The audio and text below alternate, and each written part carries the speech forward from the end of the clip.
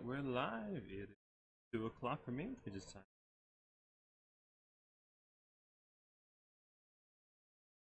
bracket server and let people know it's time to get going.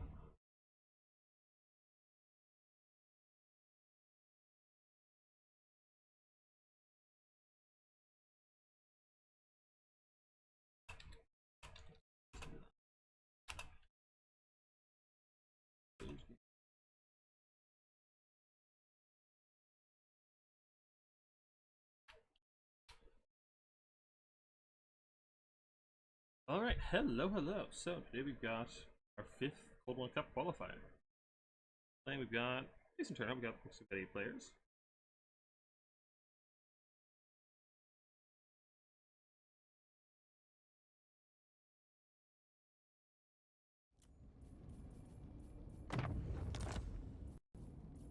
No, I don't have a mod on. Excellent. So, DM1 players.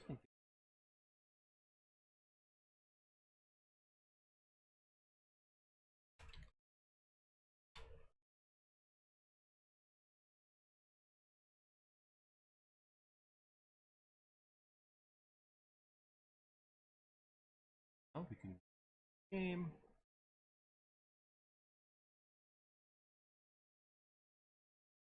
Locker ups, we're not leaking the play builds. Yes. Do these lobbies.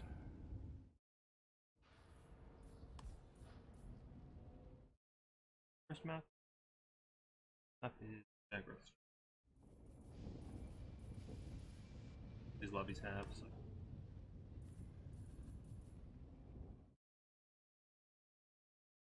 Although the tournament did just begin, probably still themselves. So just on a minute here. First up, we're gonna be watching Nurgle's PA versus Honest.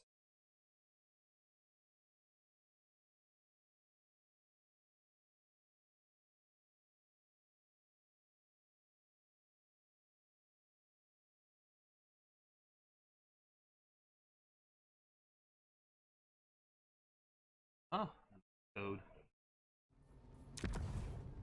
Very good.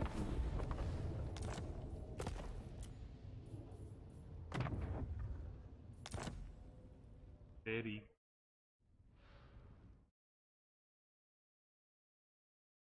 Hey, Goops. Not too bad. How about yourself? Cat casting. I haven't cast anything. Oh.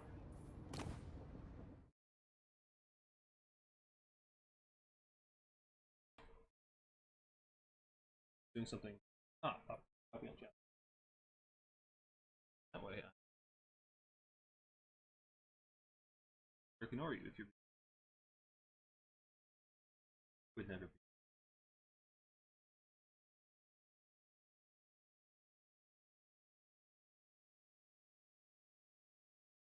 Alright,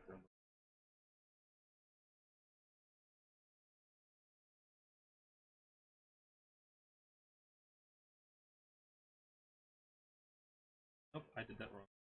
I did it silly. I'll be Nurgle mirror against himself. Something nobody wants to see.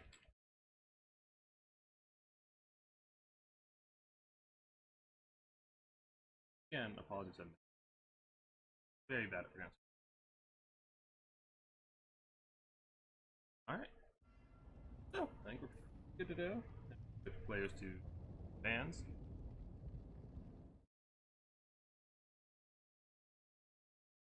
Probably.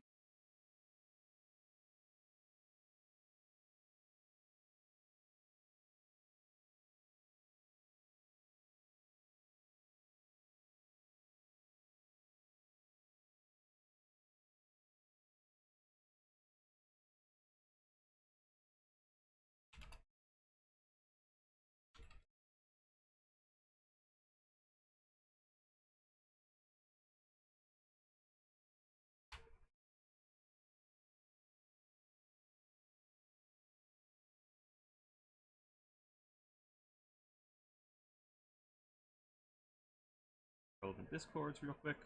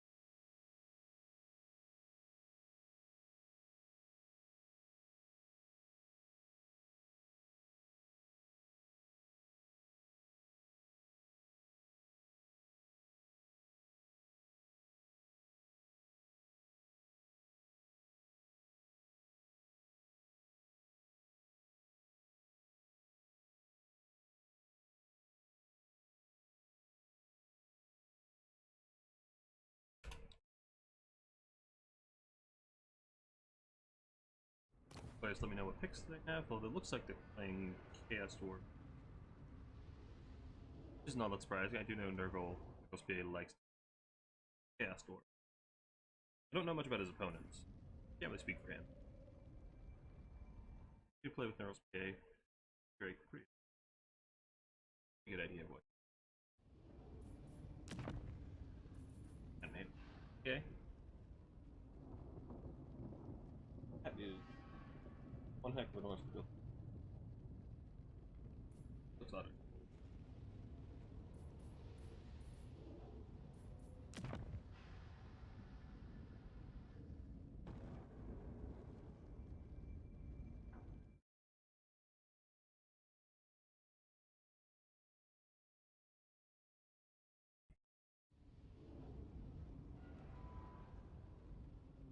So, if you are just joining us, this is the Cold Cup 5th qualifier.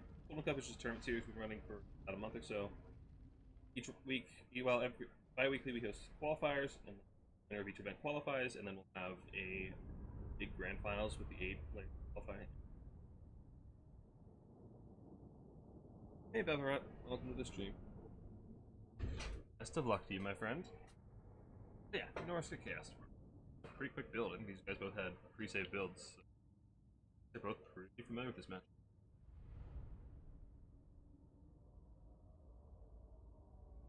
Keep things interesting at the very least.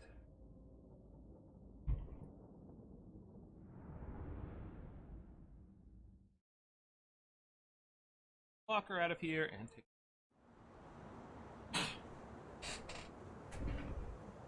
Alright.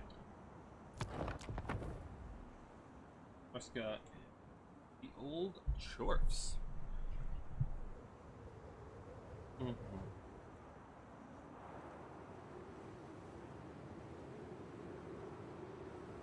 Alright, so for Norska, we're doing a pretty wide build. Not that unusual.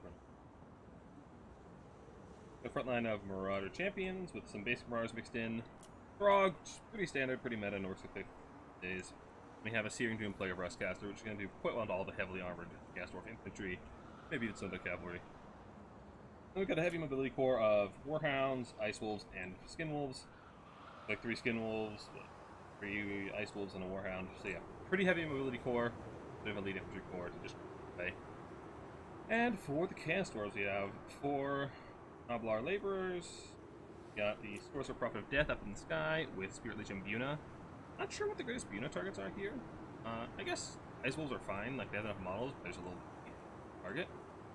But I guess it probably one-shots 4,000 damage usually. Probably routes them. I just don't know if that's worthwhile as a target. But, I mean, the Source of Profit and Throg are both excellent targets. Spirit Leech, bring them down. And honestly, Throg feels like a bit of a risky pick here because he is weak to fire. He obviously regenerates, but I mean, what else do you bring? I guess you bring. Doesn't have any kind of healing. Pretty risky. Anyway, the rest of the Chorf build. We got Chaos Dwarf Warriors with the ROR, Chorf Warrior with blasting charges. We have a Blunderbuss and a Skullcracker, like 2 Full Centaur Renders now. Thanks. Oh, Ironsworn as well, so even more blasting charges. Now, this Mark champs need to be very, very careful not just to blasting charges. That can be loads and loads of value directly in the pocket.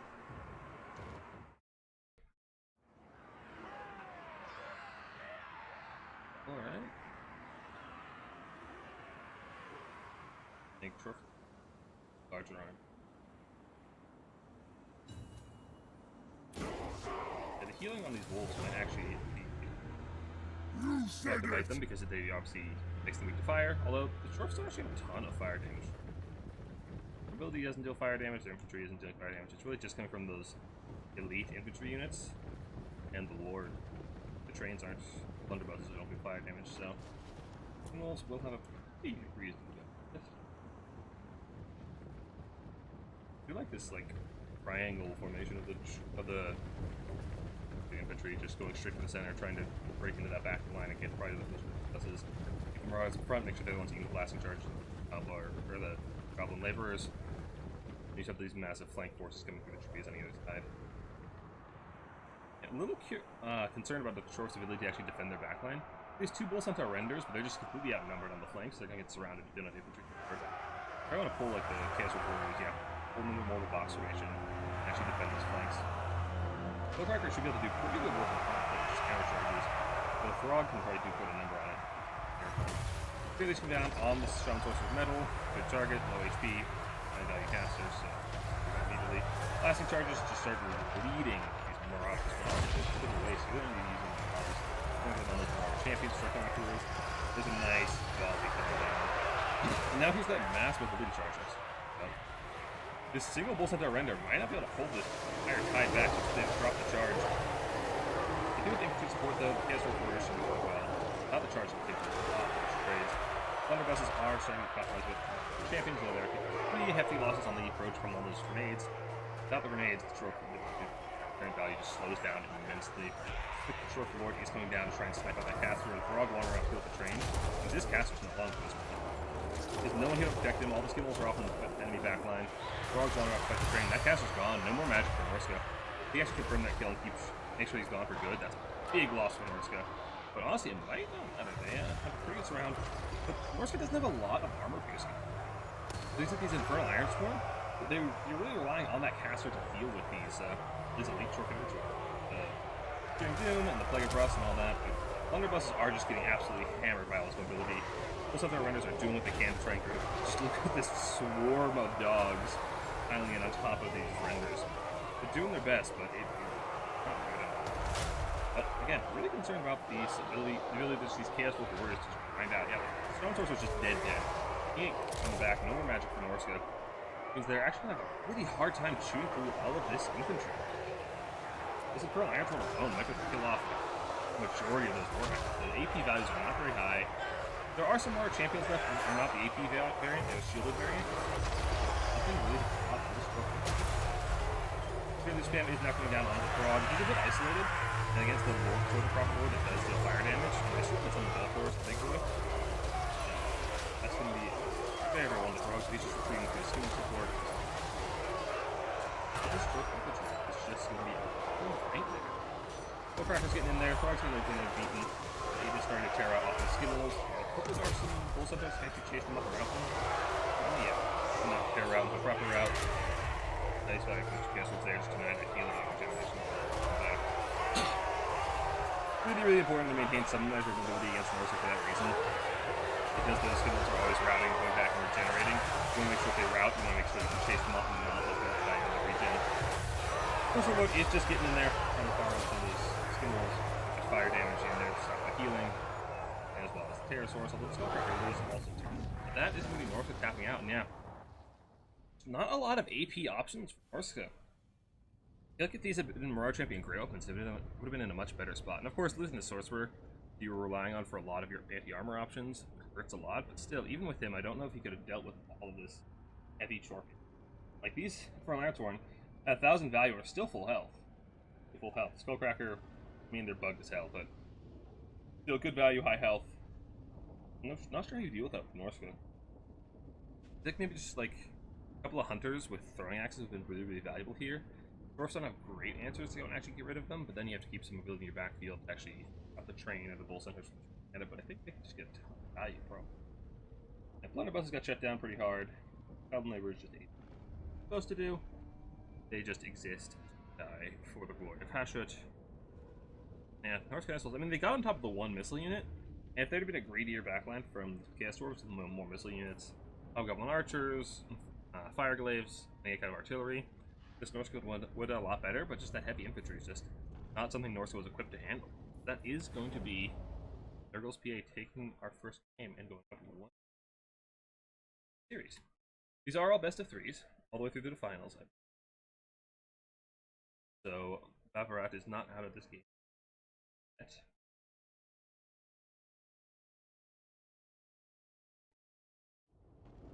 And I think Schwartz off probably our next map. Our players send into these. I do. Yep. Schwartzoffen is next.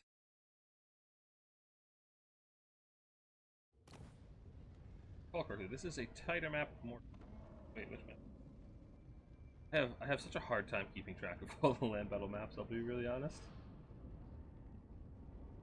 Yeah, this is a tighter map. I recall, and Bavarat's swapping immediately to Vampire Coast. I wonder if his pick coming. Not a terribly strong faction these days. Their gun lines haven't been good in Warhammer 3 much at all, so they've been going for much rush heavy style, which was pretty strong in the last patch, but this patch they've been. I'm trying to remember what got nerfed about them. Now, the pistol mobs got nerfed, their range got nerfed. Silasher's summon got nerfed. That wasn't a big deal. Silasher wasn't super popular in land battle. She was okay, not a must pick. And then, oh yeah, bombers got nerfed. The big one. Losing that ability to just instantly delete lots and lots of heavy armor chaff is a problem when your cheap infantry don't trade very well and do anything.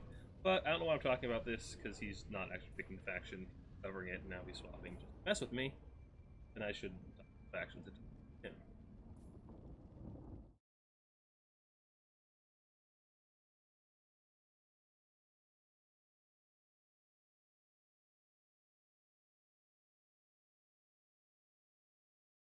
Okay, so Bavrat picked Vampire Coast, Dark Elves, and Warriors of Chaos banned Dark Elves. Okay. Thank you. Form Nurgle. Check the Discord, make sure if it needs any admin help.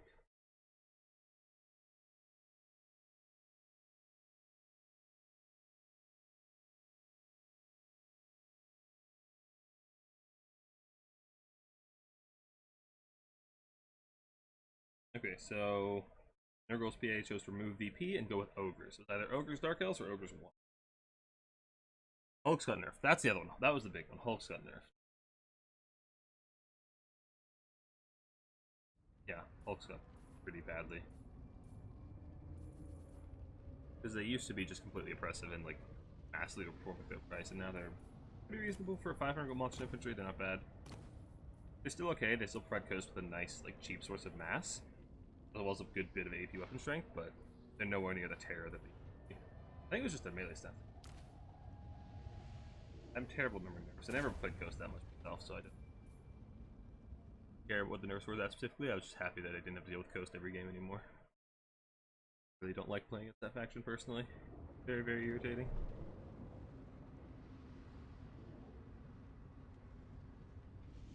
So, Nurgle's PA's Ogres versus Dark Elves or Walk. Dark Elves Ogres is one that I have. Okay, never mind. Okay. Yep. Walk Ogres. Okay. The best I played a couple times. What I really like from the walk side here is Archaon. Burning Head to get rid of Nobblar Trappers is just a godsend. Nobblar Trappers are such a new. They've got to be like the best unit on the roster. Maybe make it for the Sky Striders, but like Nobblar Trappers are just so good for the price point. They really supplement a lot of the Ogre's natural weaknesses. So just getting a Burning Head and just saying, screw your Trappers, get them out of here.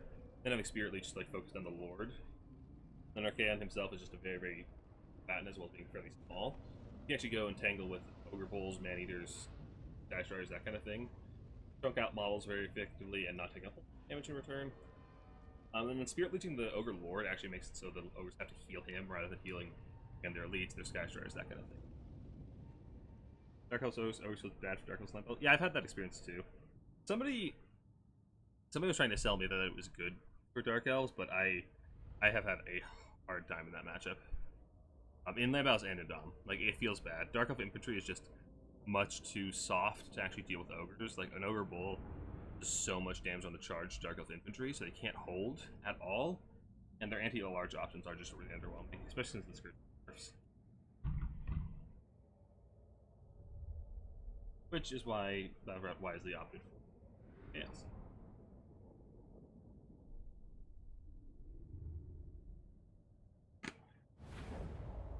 Alright. Locker, be gone.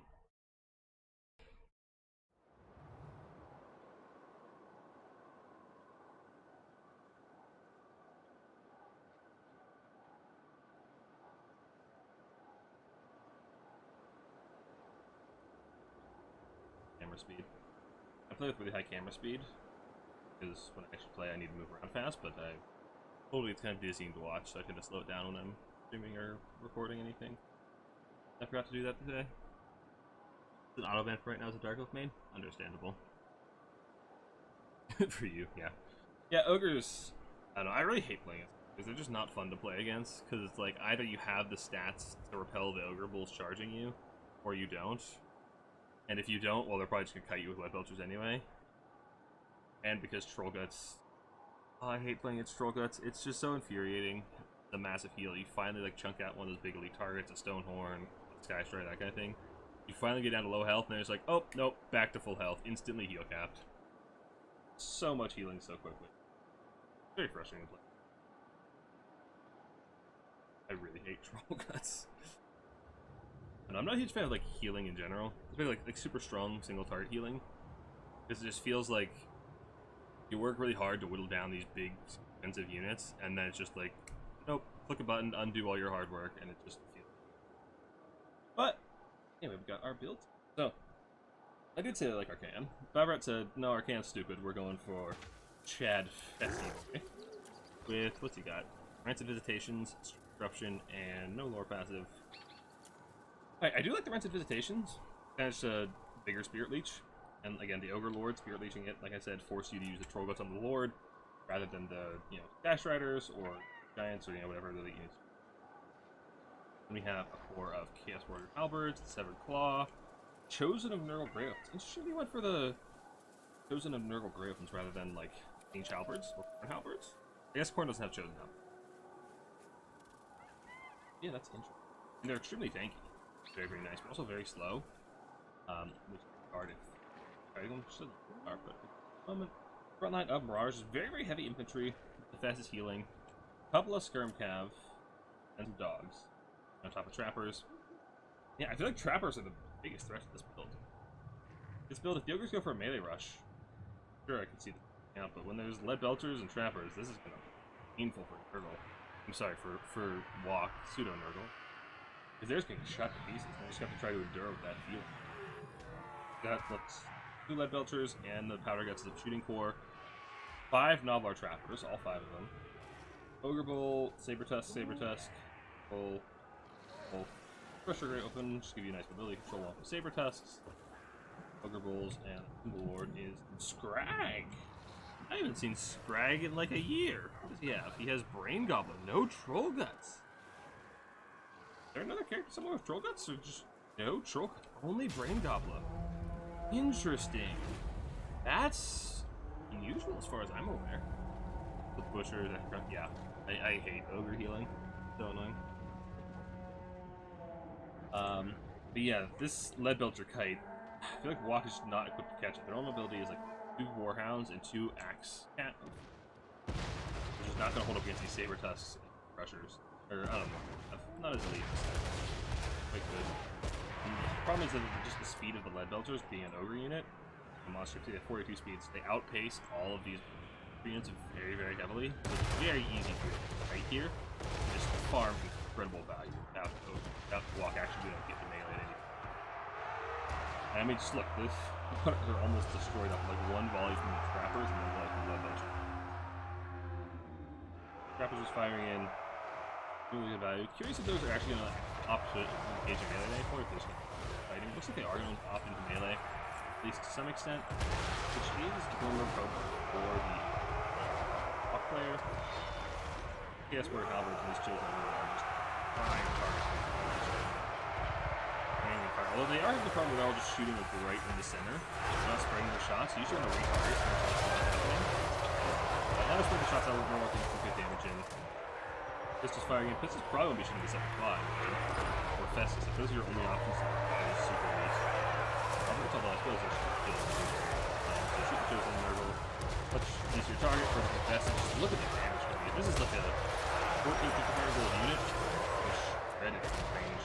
Drag's just chilling back, didn't need to do anything yet, he knows it. Higher, neither of those things. Lead Belchers, just firing in, free firing.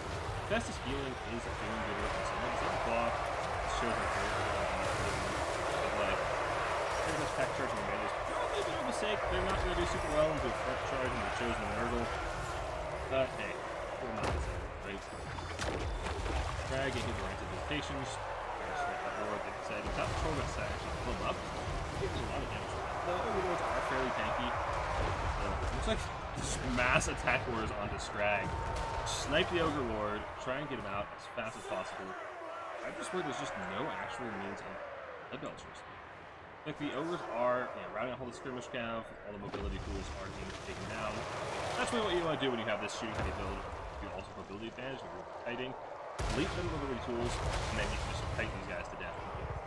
Like, if you get rid of the skirmish cav and the dogs, there's literally no threat to these lead Belchers. They can run wherever on the map they want, and Nurgle just has to endure the punishment. They're just going down a ton of value. Now, that is mitigated a bit by the amount of healing that Fest is outputting, but I don't think it's going to be enough. Frozen are slowing down a little bit. Great weapon. They're requiring separate from Fest. I don't want to say on top of Fest. These pistols are one of the key units in the match. Just tear these guys apart. I don't want to stick close with Festus, just stick some chaff support, but yeah, without any mobility tools to actually go and shut down those shooting, just a really rough ride for Warriors of Chaos. Just really slim damage. And that's the other thing, like with Ogres, you never know what kind of build they're going for. Go for this heavy Lead Belcher kite, they can go for, Stonehorn shenanigans, they can go for mass cav. Like, they have a lot of, like, pretty viable builds. If you just have the wrong build to deal with what they have, it can just get really screwed very quickly. Tappers, okay, Lead Belchers, they didn't even spend half their ammo and they were still farming the value. Pistols, honestly nothing. Yeah, I feel like it was just a little bit of build roulette, like, Everett just guessed correctly what his opponent was going to be bringing. And that's, like I said, that's the kind of experience I've had with Ogres too, is like, I kind of like bring a build to deal with, either their cav play, and then they just kite me with Lead Belchers, or I bring a build to deal with the Lead Belch, and then they rush me, and it's like, very frustrating. It's very, very frustrating to deal with Ogres. These builds are wild. Alright, so that is the series. Nurgle's PA takes it 2-0. So, let's see if we can't find another game to spec. So, let's check the bracket and refresh real quick. So, who is so? Let's check with. I'll just DM everybody. First one to respond to me gets spectated.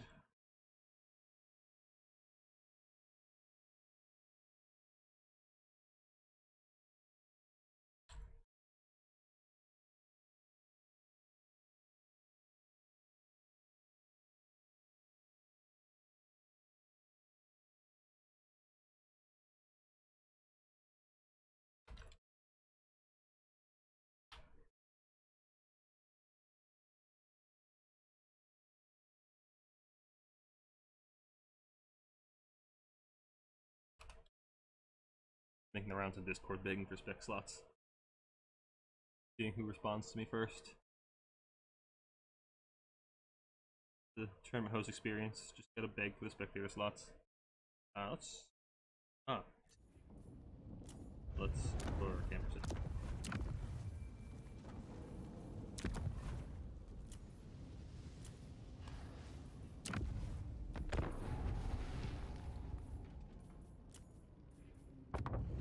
Block her up before we there. Block her quick. Do we actually have a Dark Elf mirror? Is that what I'm seeing?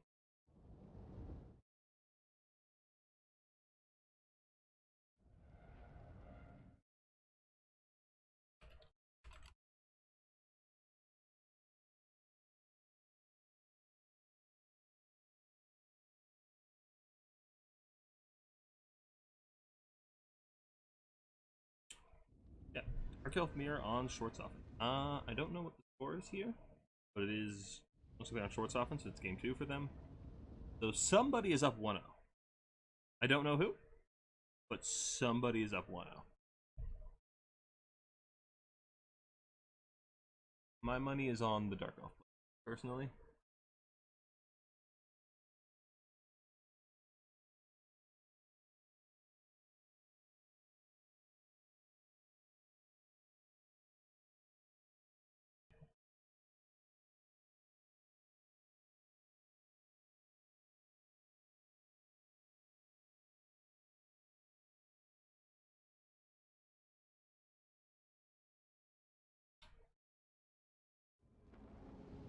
Alright, let's get into this Dark Elf. Okay, so race is up 1-0. can fix these names quick before we get in. Don't remember.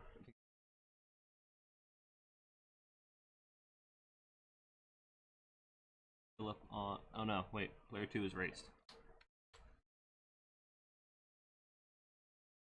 He is up 1-0, he said. Player 1 was Philip, and I'm going to be real honest. Spelling is not one of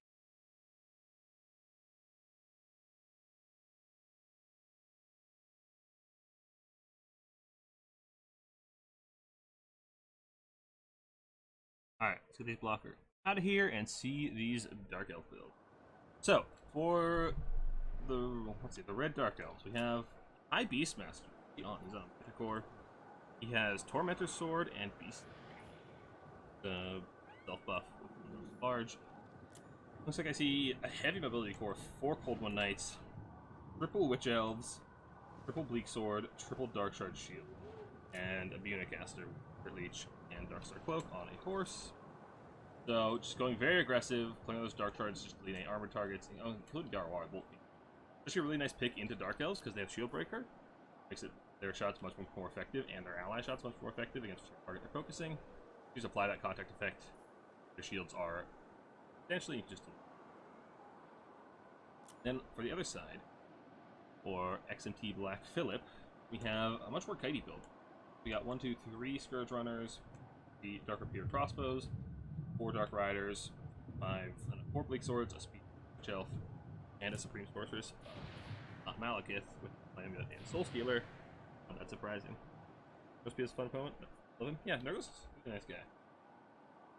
Playing with him. Heavy Spirit seems to be making a comeback. The mobility game really seems to be favoring the race, the red Dark Elves. Like, these Dark Riders are going to crumble in the face of these Cold One Knights. And with the nerfs, I don't know that Scourge Riders are going to have the stopping power to actually stop those Cold One Knights in their tracks from just running over whatever they want. You're going to have to rely on that infantry to actually help win the game. Because these Dark Riders are not... They're not going to hold very long. So we got to hope the Scourge Runners and the Dark Repeaters can actually pump enough damage to the Cold One Knights before the Dark Riders die that you can actually win them. It'll be pretty tricky. Because you have a very slim window when before these Dark Riders rout to just hit those Cold One Knights with as many shots as possible.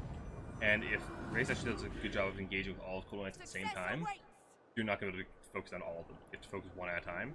So Philip really wants to just engage with one Cold One Knight at a time. Focus fire, delete it, and move on to the next one. And Race needs to not let that happen. He needs to engage all at once. Nice coordinated push. Yeah. Overwhelm them all at once. So the infantry game with the triple Witch Elf pretty heavily favors Race as well, but with these Dark Repeaters, what ranges? I think Dark Repeaters they have 10 less range, but they should be able to still pick out these Witch Elves on the flank. Be a little bit careful about taking those shots.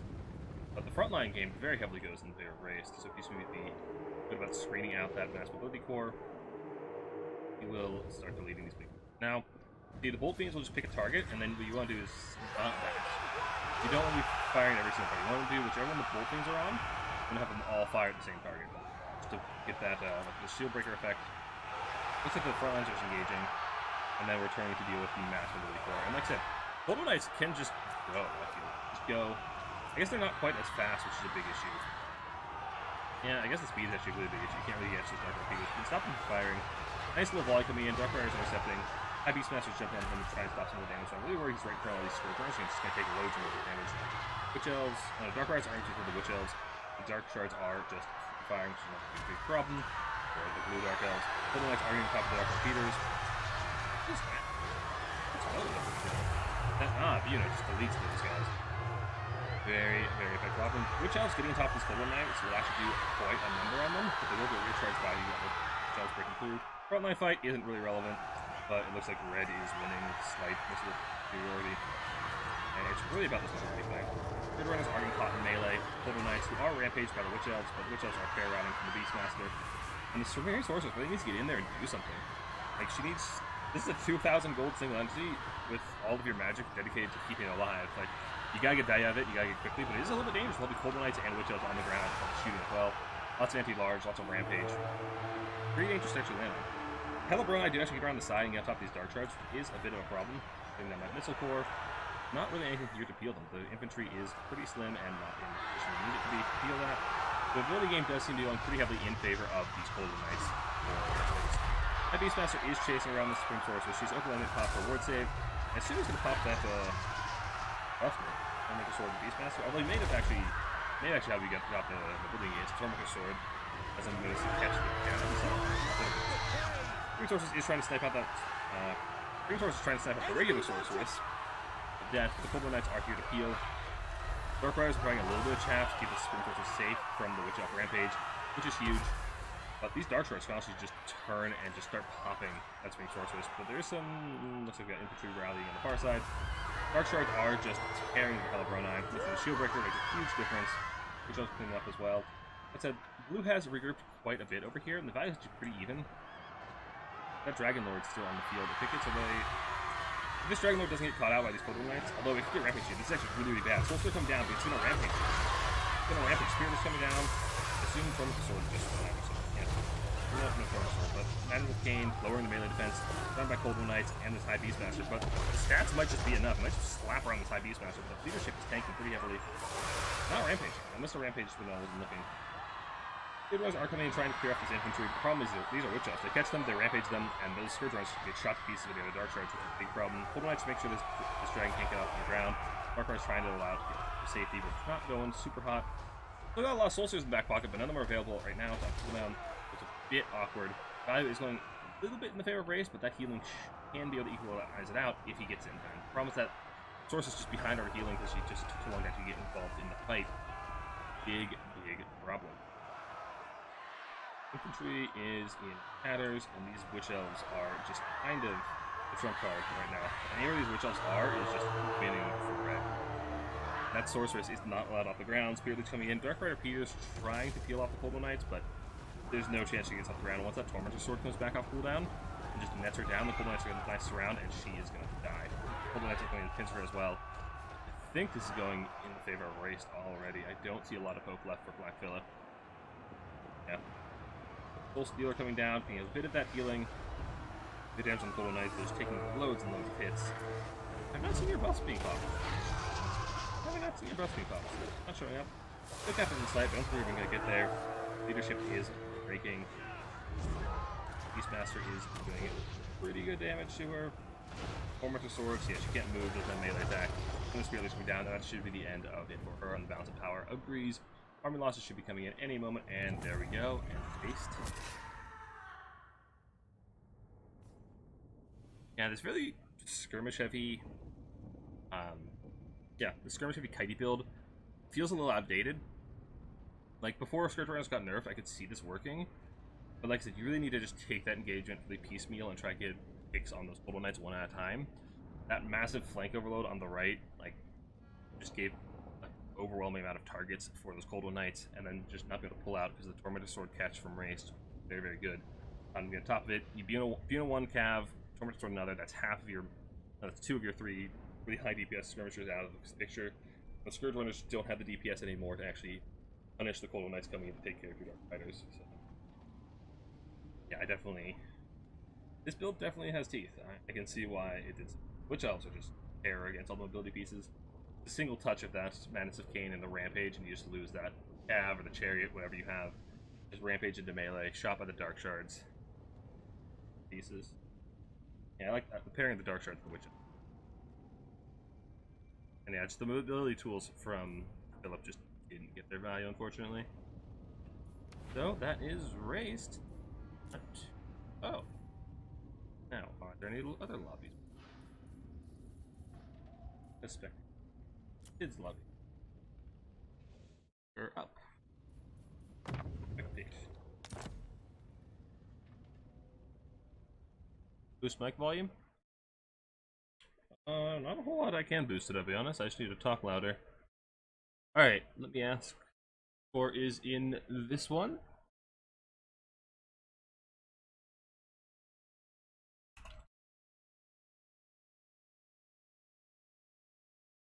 Now we have, on one side, we have kids.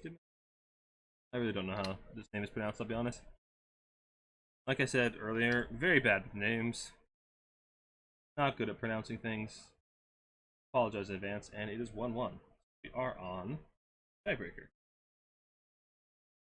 Have Rider of Rohan. And looks like we've got Beastman. What else? Is that what they're playing? Or is that what they just played? I guess we'll have to wait and see. First game was Corn High Elves. High Elves win. Second game was Beastman Wood Elves. Beastman win. Okay, so they're still doing their picks in the third game. So we can chill out for a moment, and I can take a drink of water.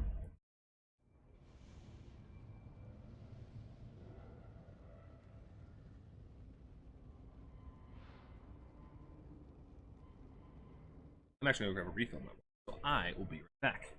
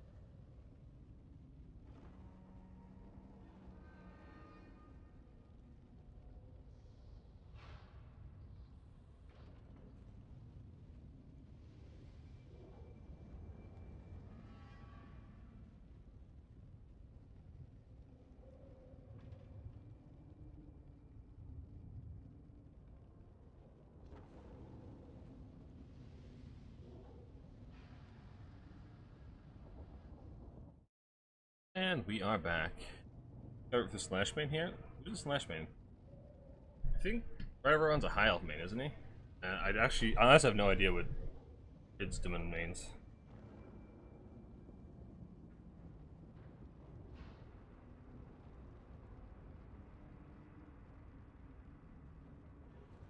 Get Dark Elves walk?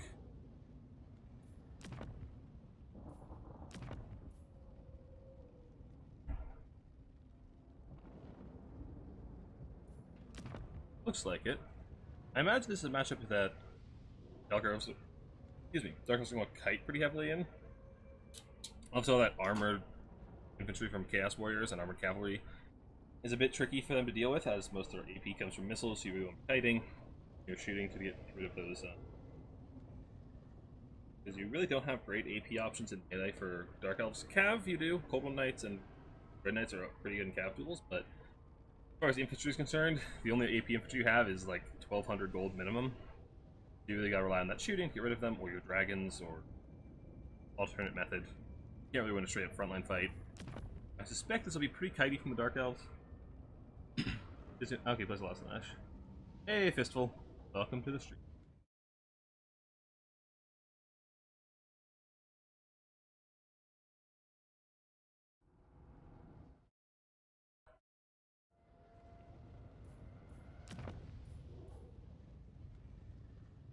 Yeah, I imagine this is a match where you probably want a Dragon Lord for Dark Elves. Both because you need the breath attacks to help deal with that armored infantry, as well as just a lot of strong duelist lords that are very likely to show up for walk. Whether it's probably not Be'lakor anymore, Be'lakor is super relevant. But Archaon, Sigvald, any of those characters, you'll need some kind of big singlet to actually help deal with. So either Malekith or the Supreme Sorcerer, the Dragon, probably what I would lean towards. So I do suspect we'll be seeing that. Yeah, I suspect it'll be pretty much just full kite from the Dark Elves, because there's been no winning with melee grind against Chaos. I wonder if you could do like double dragon here and a more melee build. Like a Lord on a dragon, then just a basic black dragon for more breath attacks. And play it almost like vampire counts and just breath attack the infantry and then melee grind the lighter chaff. Just need something to contain skirt. Do pretty easily. Like skirt runners. I wonder if that would work. Something I'll need to try. Malice could be here too. Yeah, I suppose Malice could, but I feel like you really want those breath attacks. I feel like breath attacks are really valuable here. A decent amount of. Hey, Seagods! Welcome to the stream. I hope I got your name right. Again, bad with names. Welcome, welcome.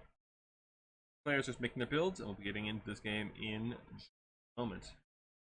I could see Malice, but like, yeah, I feel like the breath attacks are just. I mean, he definitely probably trades in those characters better, but yeah, I really like the breath attacks. You just don't have a great way as Dark Elves. That's one thing I've struggled with the Dark Elves the most is like armored, silver shielded infantry. You don't have that melee AP, and if you want to shoot them, you have to get around the side because you need complete mobility dominance, which is hard to get. Like you can win mobility games with Dark Elves, but it's hard to get so dominant that you can get behind Chaos Warriors and shoot them for. So I really like the breath attacks. Just come in and deal with Chaos Warriors. Well, I guess you could do like Malice and a Pit of Shades caster and accomplish this thing.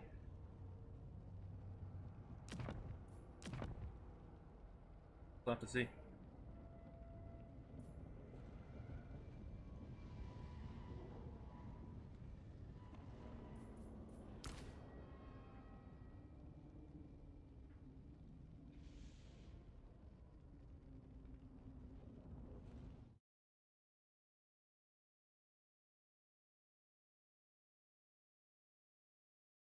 I do not care about the ping right now. Okay, ping.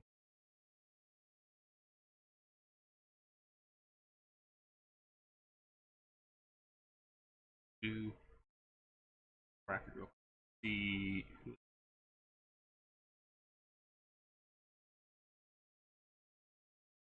blocker. So we've got Grace and Nurgle's PA who are playing, which will probably go. Actually, we'll probably just follow the winner of this game to the next series. Seagulls beat the Phoenix King. That's surprising. Phoenix King is a good player. I'm not familiar with Seagulls. You're in chat. I don't recognize your name. Are you you play a lot of tournaments, or are you fairly new? Deathcast with Venus Spirit Leech. Yeah, I mean you can't really go wrong with that, can you? Yeah, kind of surprised to see Phoenix King out so early. Pretty strong player. Yeah, after this we'll probably just follow the winner into their match with Seagulls and then into the finals. No reason to make people wait for us.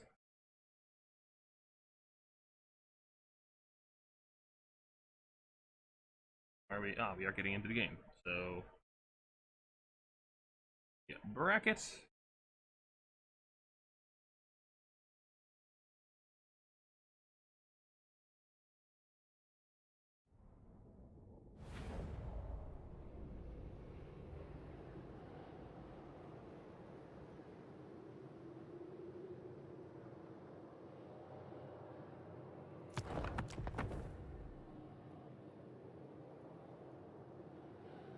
I saw something very interesting again. Get this disclaimer about it. Okay, I want to make a disclaimer. This was not here when I was talking about the Double Dragon. This was the Chilo Centaur when I was talking about the Double Dragon. Okay, I did not. I came up with the idea, all on my own. I did not steal it from Tids. I don't know if he stole it from me. I don't know if he's actually stole it from me. Yeah, I was asking, do you play a lot? I don't recognize your name. I don't know if you are a regular tournament player or not. Okay, build. So yeah, Double Dark Dragon. Soul Stealer or Bohemia for the Sorceress. Pretty standard. Dragon. The Blades of the Blood Queen. This is one of your, like, anti-infantry options. Super elite, but very squishy, so be careful of any spells or any cav charges, but they're allowed to just grind and melee. I mean, their stats are incredible, especially with Frenzy. The Guardian as well for the Dragon. Or, I guess it helps a little bit. We have just Shred Spears, Bleak Swords, Shred Spears, Heavy Skirmishing Core, and a couple Cold Knights, and a Dark Rider. So yeah, a little bit of that kitiness, but also the Double Dragon. Interesting build. Curious to see how he pilots this. Not something I've really seen before. And for walk, we have Archaon with Burning Head Spirit Leech, Fight or Die, and Slayer of Kings, so he's an absolute powerhouse in melee. Probably take down both of those dragons if they're not careful. Have a single Dragon Ogre, which will help quite a bit with this. Or Horseman Throwing Axes, front line of Chaos Warriors and Marauders, and then secondary line of Marauder and Chaos Warrior Griffins. 2 of each with Chaos Warriors. You just want to get the shields up front. Use Dark Riders with this one, go straight for this Griffin set. But eliminate the Skirm Threat is also a viable option. Oh yeah, that's a really nice volume. That's Throwing Axe is just really bad counter skirming because their projectiles are so slow. So typically, if you're like a counter skirm with walk, you take the jab cav because they just projectiles much faster and they're harder to dodge, whereas throwing axes are dodge. So these are usually more of like an anti-SEM option or an anti-armor cav option. So a little surprised to see the throwing axe cav come in. Arcana is just charging right in, which is extremely bold, into anti-large cav with double dragon just hovering about. Yeah, Arcana's gonna think twice about that one, but don't worry, this is like a perfect burning headline if these Dark Elves don't split up. Also, very surprised the Dark Elves just taking the fight heads up. Like, I assume they would be kiting pretty heavily with all the amount of skirmishing they brought. But I guess they just want to take the fight, and just the dragons just go straight onto Archaon. Soul Star pop, and they're kind of getting each other's way and like flopping their animations. I think this is a mistake. I think you need them in the air breath attacking before you land them on Archaon. Soul Star come down, and yeah, dude, we need that open ambulance pop. Archaon is just pop his buff. He's just going ham. Just going absolutely ham on this dragon. Jeez. The dragon ogres are piling as well. It's going to be a decisive win for the walk right off the bat. This Lord is in a lot of trouble. I mean, she has more soul seals coming in. Blades of Blood can find them as well. Tearing apart those chaos warriors. The dragons are back in the air. And now we need to see some breath attacks. Like, you're not going to win that front line. Ring head coming in and trying on the skirmishers, but the skirmishers are sitting and free firing those dragon ogres who aren't going to belong to this world. Some breath attacks because that front line is going very, very poorly for the Dark Elves. Breath attacks straight down on the Chaos Warriors. Fine. Dragon Ogres are taking a lot of damage. Skirmishers. Breath attacks onto Archaon. Does more damage to the Cold One Knights. Murder's Prowess is popped, but it's because all of your infantry is already dead. But Blades of Blood Queen do have their stats through the roof right now. Fortunately, they are fighting a lot of large things, so just do what they want. And the dragons just kind of T-posing on top of each other and failing to charge Archaon. It feels really, really bad. And these dragons, they still... Oh, no. Yeah, I guess they use the breath back. They still have infantry. You really do that infantry. You have no anti-infantry options. The Mara Horsemen are just running into the Dark Armor from Cav. Just fine, they will win that fight pretty handily. The value lead is slightly in the favor of walk, but the healing from the Lord is mitigating that a little bit. But I'm just really worried there's no real answers to all this infantry, especially the breath attacks aren't being used on it. And these dragons, I don't know, going for Archaon right off the bat just feels like a mistake. Look at all this infantry left in the field. Dark Elves, just all their power, all of their values left is just tied up in these dragons and some scraps of skirmishers. And I feel like this is a really hard time carrying him just those single entities and the skirmish cav. There's just tons and tons of infantry they need to chew through. Archaon is still reasonably healthy and has lots of spirit leeches. There's lots of support. The Dragon Ogres are gone, which is a pretty big win for these dragons because that's no more monster to actually pin them on the ground. Just Archaon trying to punish them, but the infantry is still so they are going with that chaos ward, but now the problem is that Archaon is right at the back, ready to countercharge. Hopefully Archaon is available to try and nope, okay, just leaving before Archaon can get through. It's a Blood Queen, who have been just torn apart by something or other. Ground down by infantry and dragon ogres. Not quite banging for themselves, which isn't that surprising, they even fragile. Dragons just trying to shoot these Chaos Warriors, they have a hard time on their own, and the skirmish have not just running at the Dark Repeaters. Without the Cold Knights to protect them, they are just fodder for that kind of tactic. Which isn't uncommon from Words Chaos, like your skirmish have win in the melee fight, so you just go take the melee fight rather than trying to shoot them. Extremely common. Spirit Leech coming down on the Scream Sorceress. There's also a nice Soul Sealer onto Archaon. Plus some Marauders. Dragon lands him as well to try and punish him. Unfortunately, I think there's a bit of friendly fire on that dragon. Be very, very careful about Dark Repeaters. I know I personally have deleted my Dragon Lord multiple times with Dark Predator Repeaters. You need to be very, very careful with that. But Archaon is going down. If they can kill out Archaon with the two dragons, they can actually probably grind out all this infantry. Lots of ammo left in the skirmishers and these two healthy dragons.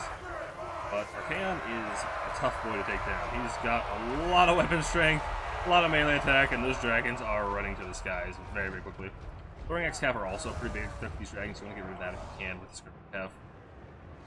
Don't wait on those dragons. Like, the dragon's HP pool is your win condition. If you can keep them healthy, then you're really in a good spot. And this is... can't have that happening. You really can't have your skirmishers being top infantry. Worst case scenario. Yeah, get rid of that skirmish Cav, make some throwing axes, can't throw on your dragons. And please, for the love of God, use breath attacks on the infantry. It's not that effective against Archaon. This is not good against Seas. It's really not, I promise you. But now the Terror Rat's coming in the skirmish Cav, which is good. Like, get rid of those. One of the two threats to your dragons. The other one obviously being Archaon. And honestly, you could probably just finish Archaon off with Soul Steal at this point. Soul Steal isn't a bit of shooting, we'll just take care of Archaon. These Chaos Warriors aren't going to do all that well against these dragons. None of them are halberds, they're all great weapons. Not like a couple of shields. To do, and now the dragons just, yeah, I like this. Just go take out whatever low health infantry or skirmish unit you could find. crowd them off, make sure they can't get back, and just kind of isolate Archaon a little bit. At this point, Dark Elves can fulfill attacking rules pretty easily without actually losing a whole lot. Just with pretty much cav shooting, the dragons charging in, and getting their value down. Throwing axes are risky here. Yeah, I mean, you want to get them on the dragons, but very, very low leadership, and they will tear out as soon as they get into melee. Yep, there's a tear out. Immediate tear out. Very lucky these dragons. That one's got 1,400. One's got 900. Yeah, they got a long way to go to pay for themselves. They can grind to a lot. I think they both have a breath attack left each. Oh no, the breath attacks on that one. One breath attack left. So, I'm gonna use on these Chaos Warriors.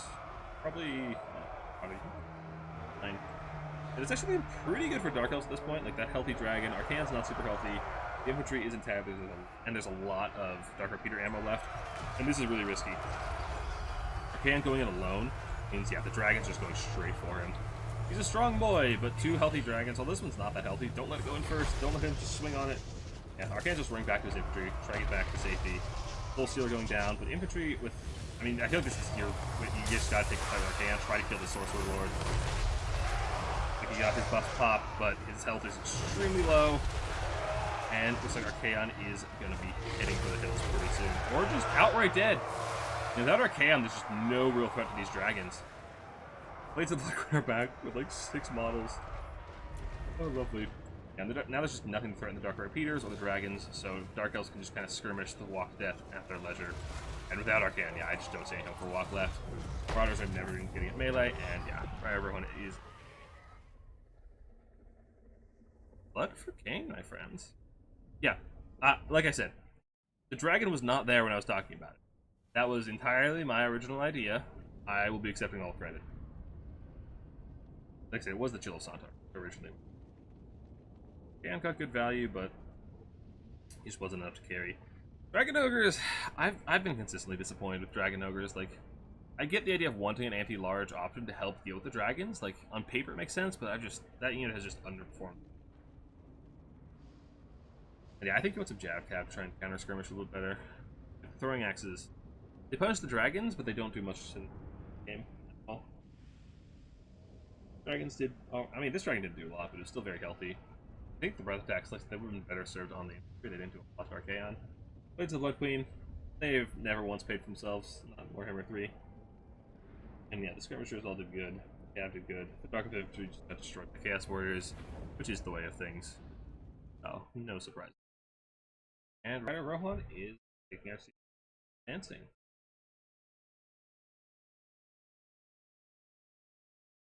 We started to make it over the game sounds. Alright, I will lower game sounds and I'll try to speak more and move my mic a little bit closer to my face. Better now? Can you guys hear me a bit more? What's going on, Innocent? Yeah, I just wasn't familiar with the name.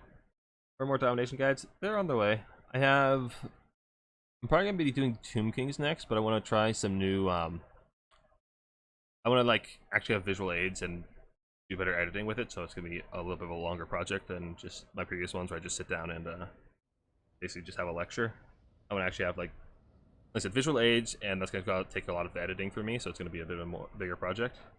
But yeah, probably Tomb Kings next. Then after that, maybe High Elves or Cathay. Yeah.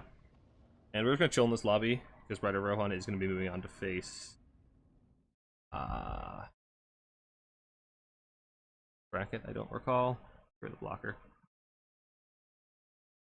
Ooh, yeah, Rider Rohan is facing Stigaz. Means I can update the nameplates. Alright. Yeah, there we go. And we can reset the scores, and then I'll read the rest.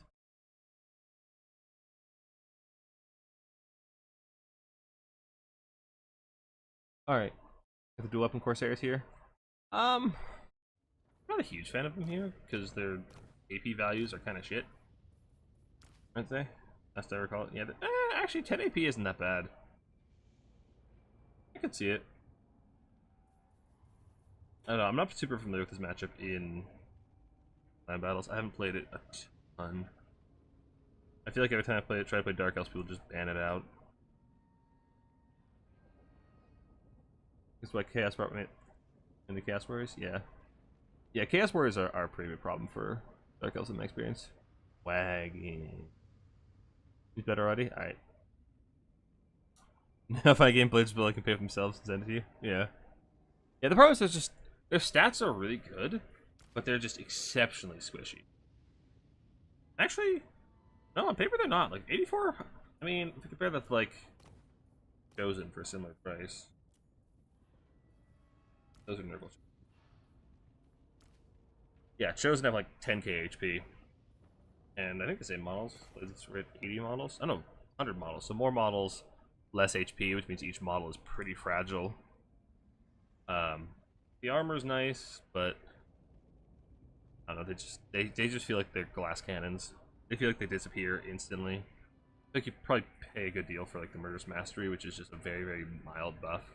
Like it's a strong buff, but it's just not active very long, or when you want it to be. So like, I don't know. I love Executioners. They're super cool, but they just never seem to work out. And there's Seagull, so let's get that blocker back up. And actually, while they're doing the picks and bans, I am in the restroom. So keep yourselves entertained, or don't.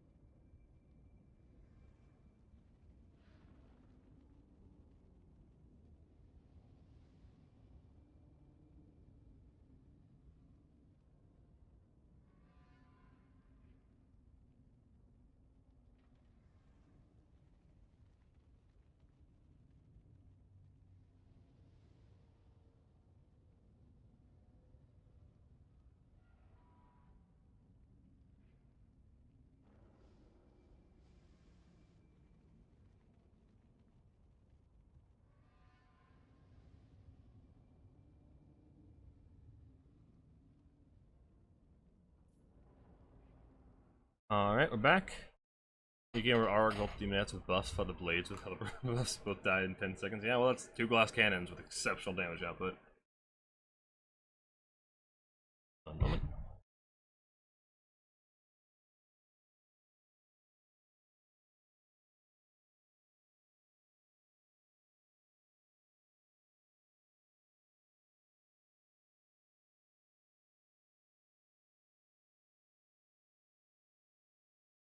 Alrighty.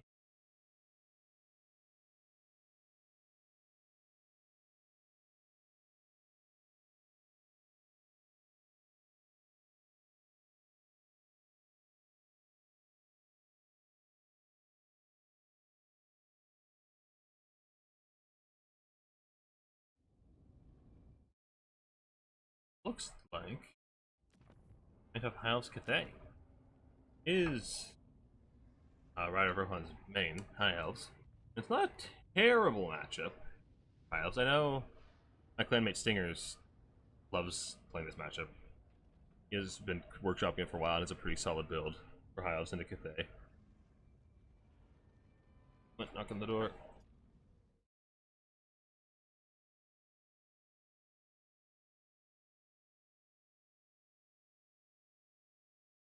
Alright, no more interruptions.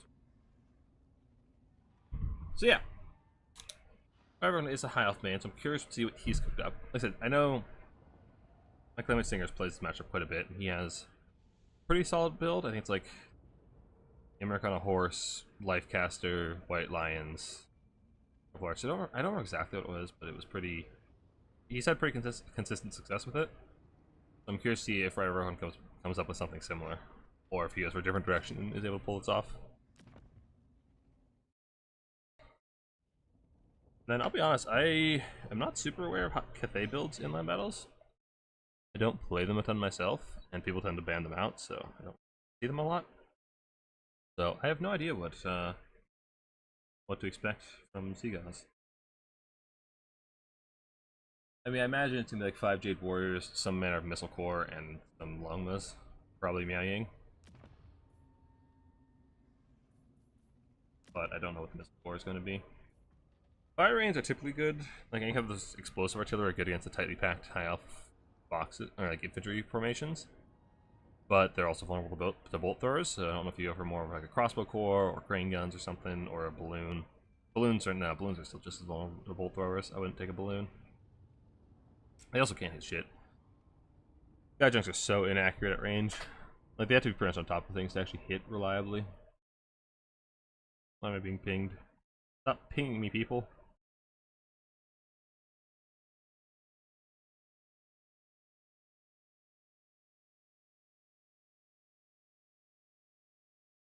I don't like being pinged. But alright, let's get the game.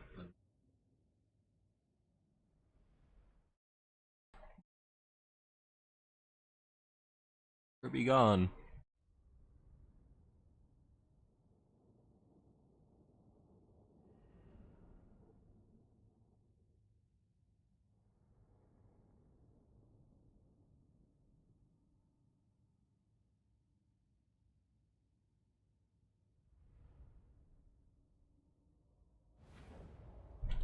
Alright.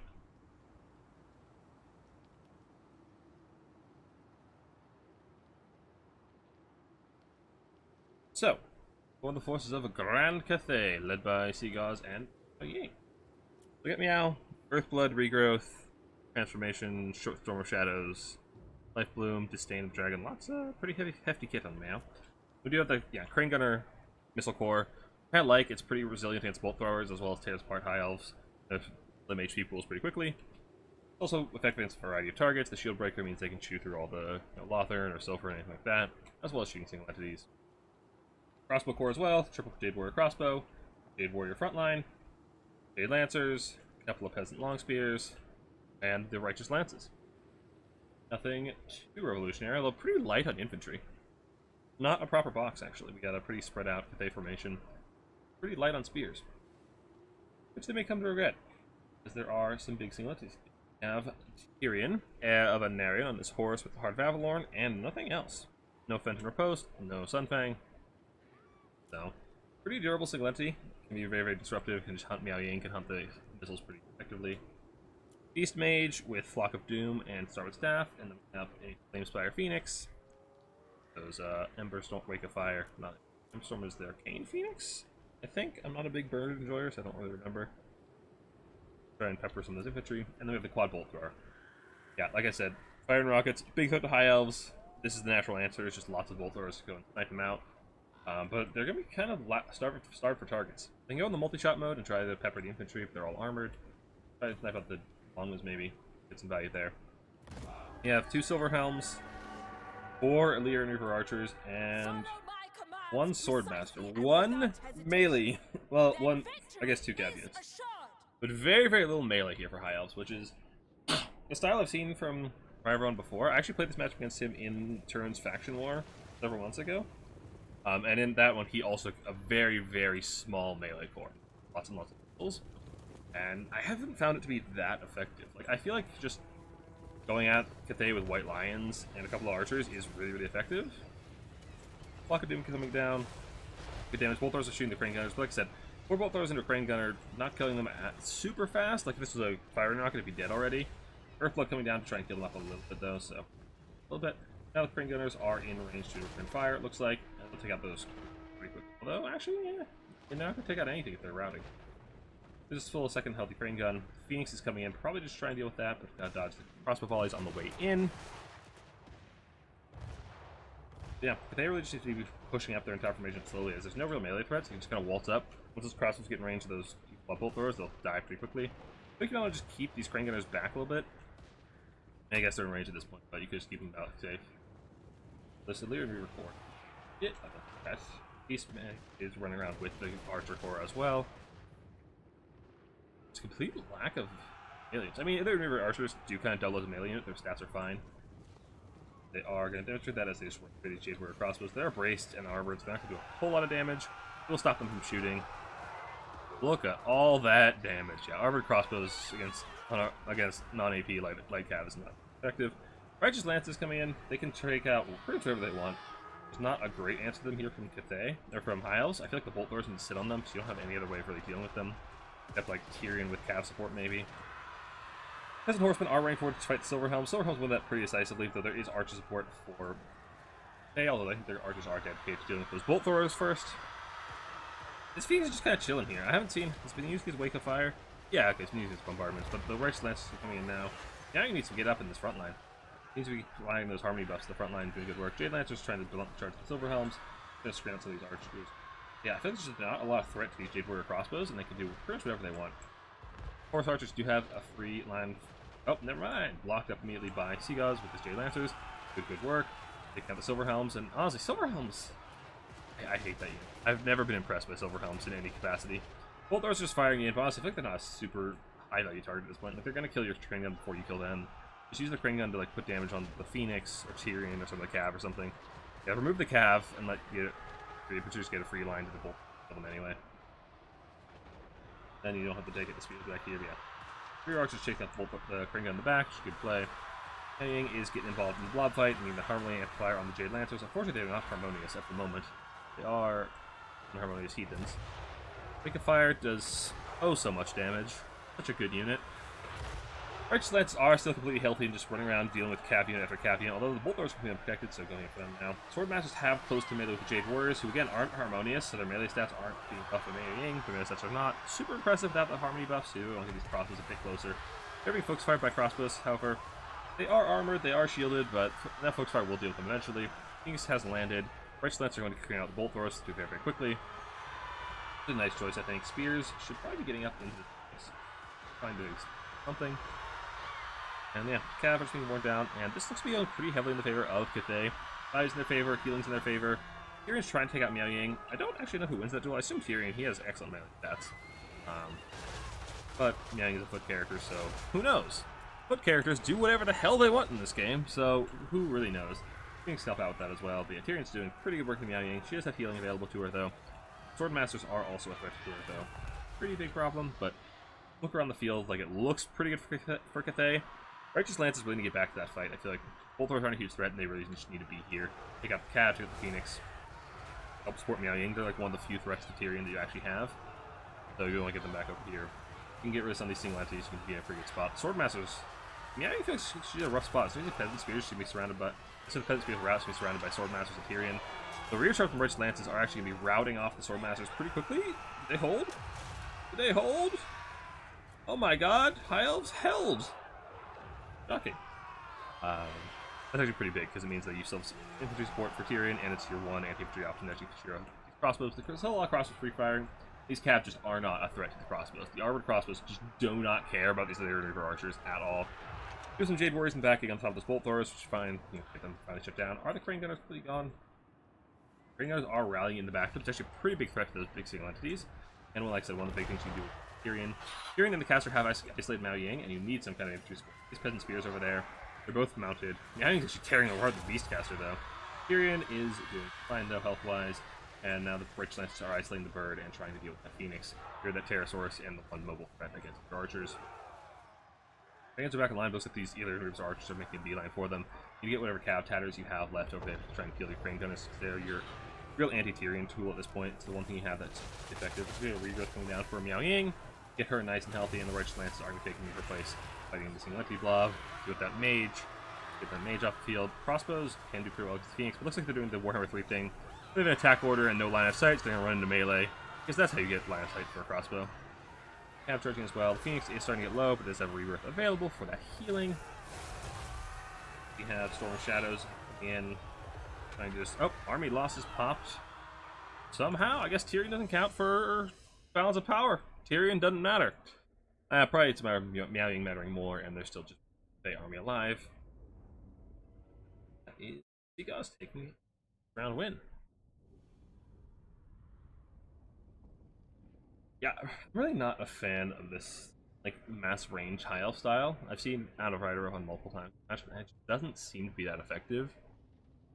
I prefer more of like a white lion style, a couple of basic archers over the top, and then you have some cav support. Like, yeah, these guys are a problem. They're always going to be a problem, but like white lions pretty heavily defeat Jade Warriors. War lions can be effective as well. Just go and shoot that infantry pretty quickly. Bolt Thrower 2 is okay, but like it is deep on anti-arty. Like you're so deep on anti-arty that you don't even have any things that are vulnerable to the artillery.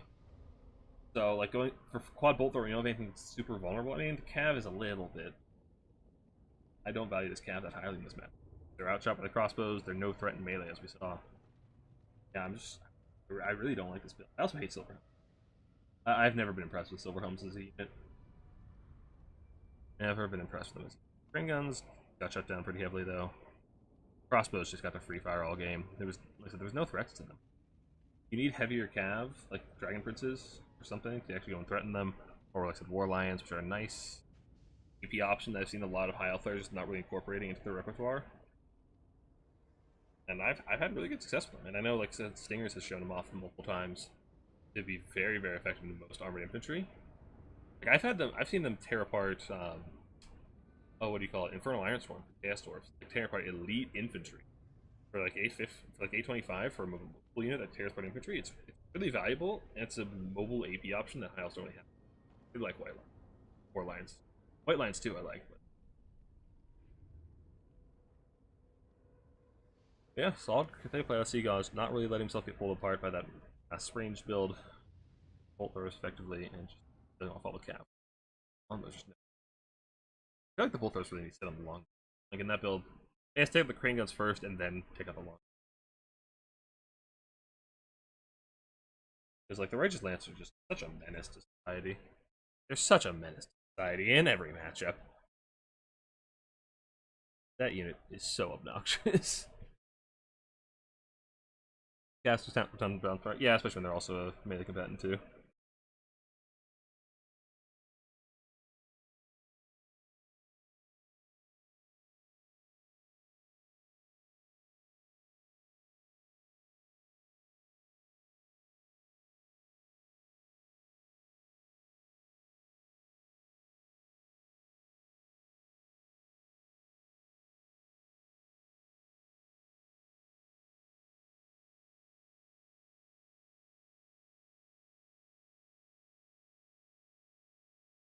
Right. Dark Elves Empire. That was a fast pick fate. Unless there's hovering. Also possible.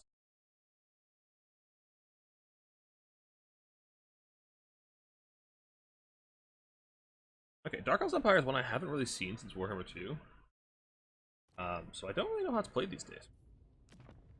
I imagine Empire take that War Wagon unit that I've heard so much about. I hear that unit is extremely balanced and very fun to play against. But Dark Elves do have answer stat. They have a lot of AP shooting that can do pretty well into that if you keep it alive. Sunmaker's a problem. Dark Elves made of paper, so Sunmaker can delete large amounts of it very quickly. But I imagine Dark Elves are very, very favored once they do close to melee, as the Empire's infantry are fairly squishy. Dark Elves infantry is quite killy in its own right. And Cold War Knights are probably pretty dominant in the mobility game if they can get there without being pieces. So it's probably pretty tighty from the Empire, I imagine.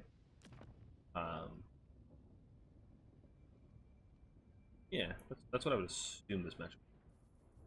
It is Troll Run, so it's a map with a fair bit of cover. Probably good for the Dark Elves. You're not getting shot to pieces. Let's see what approach our players take to.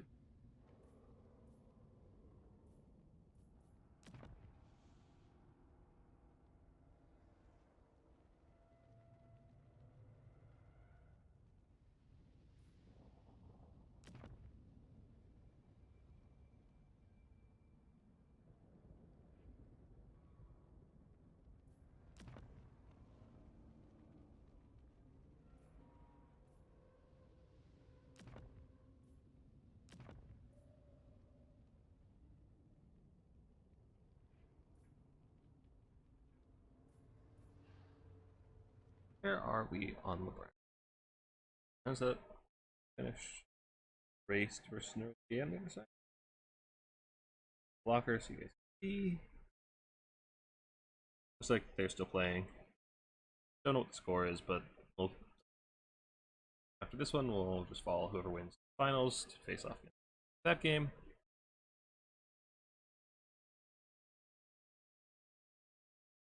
Hopefully.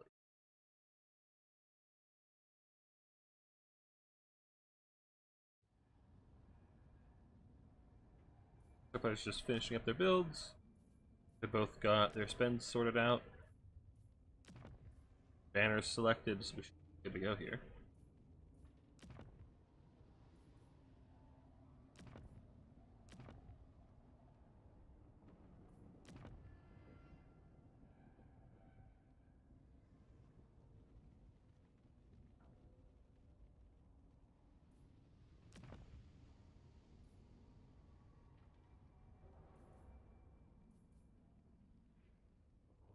Actually, I think I have played this match before. I think I played with Big JP. I think I was playing the Empire side, and yeah, the Dark Elf Infantry was Empire, so you really gotta be kite. I think I was using like demigriffs to win the mobility game, like the black lines and some war wagons, especially for a grenade launcher or two, but that doesn't seem to be what our players have opted for.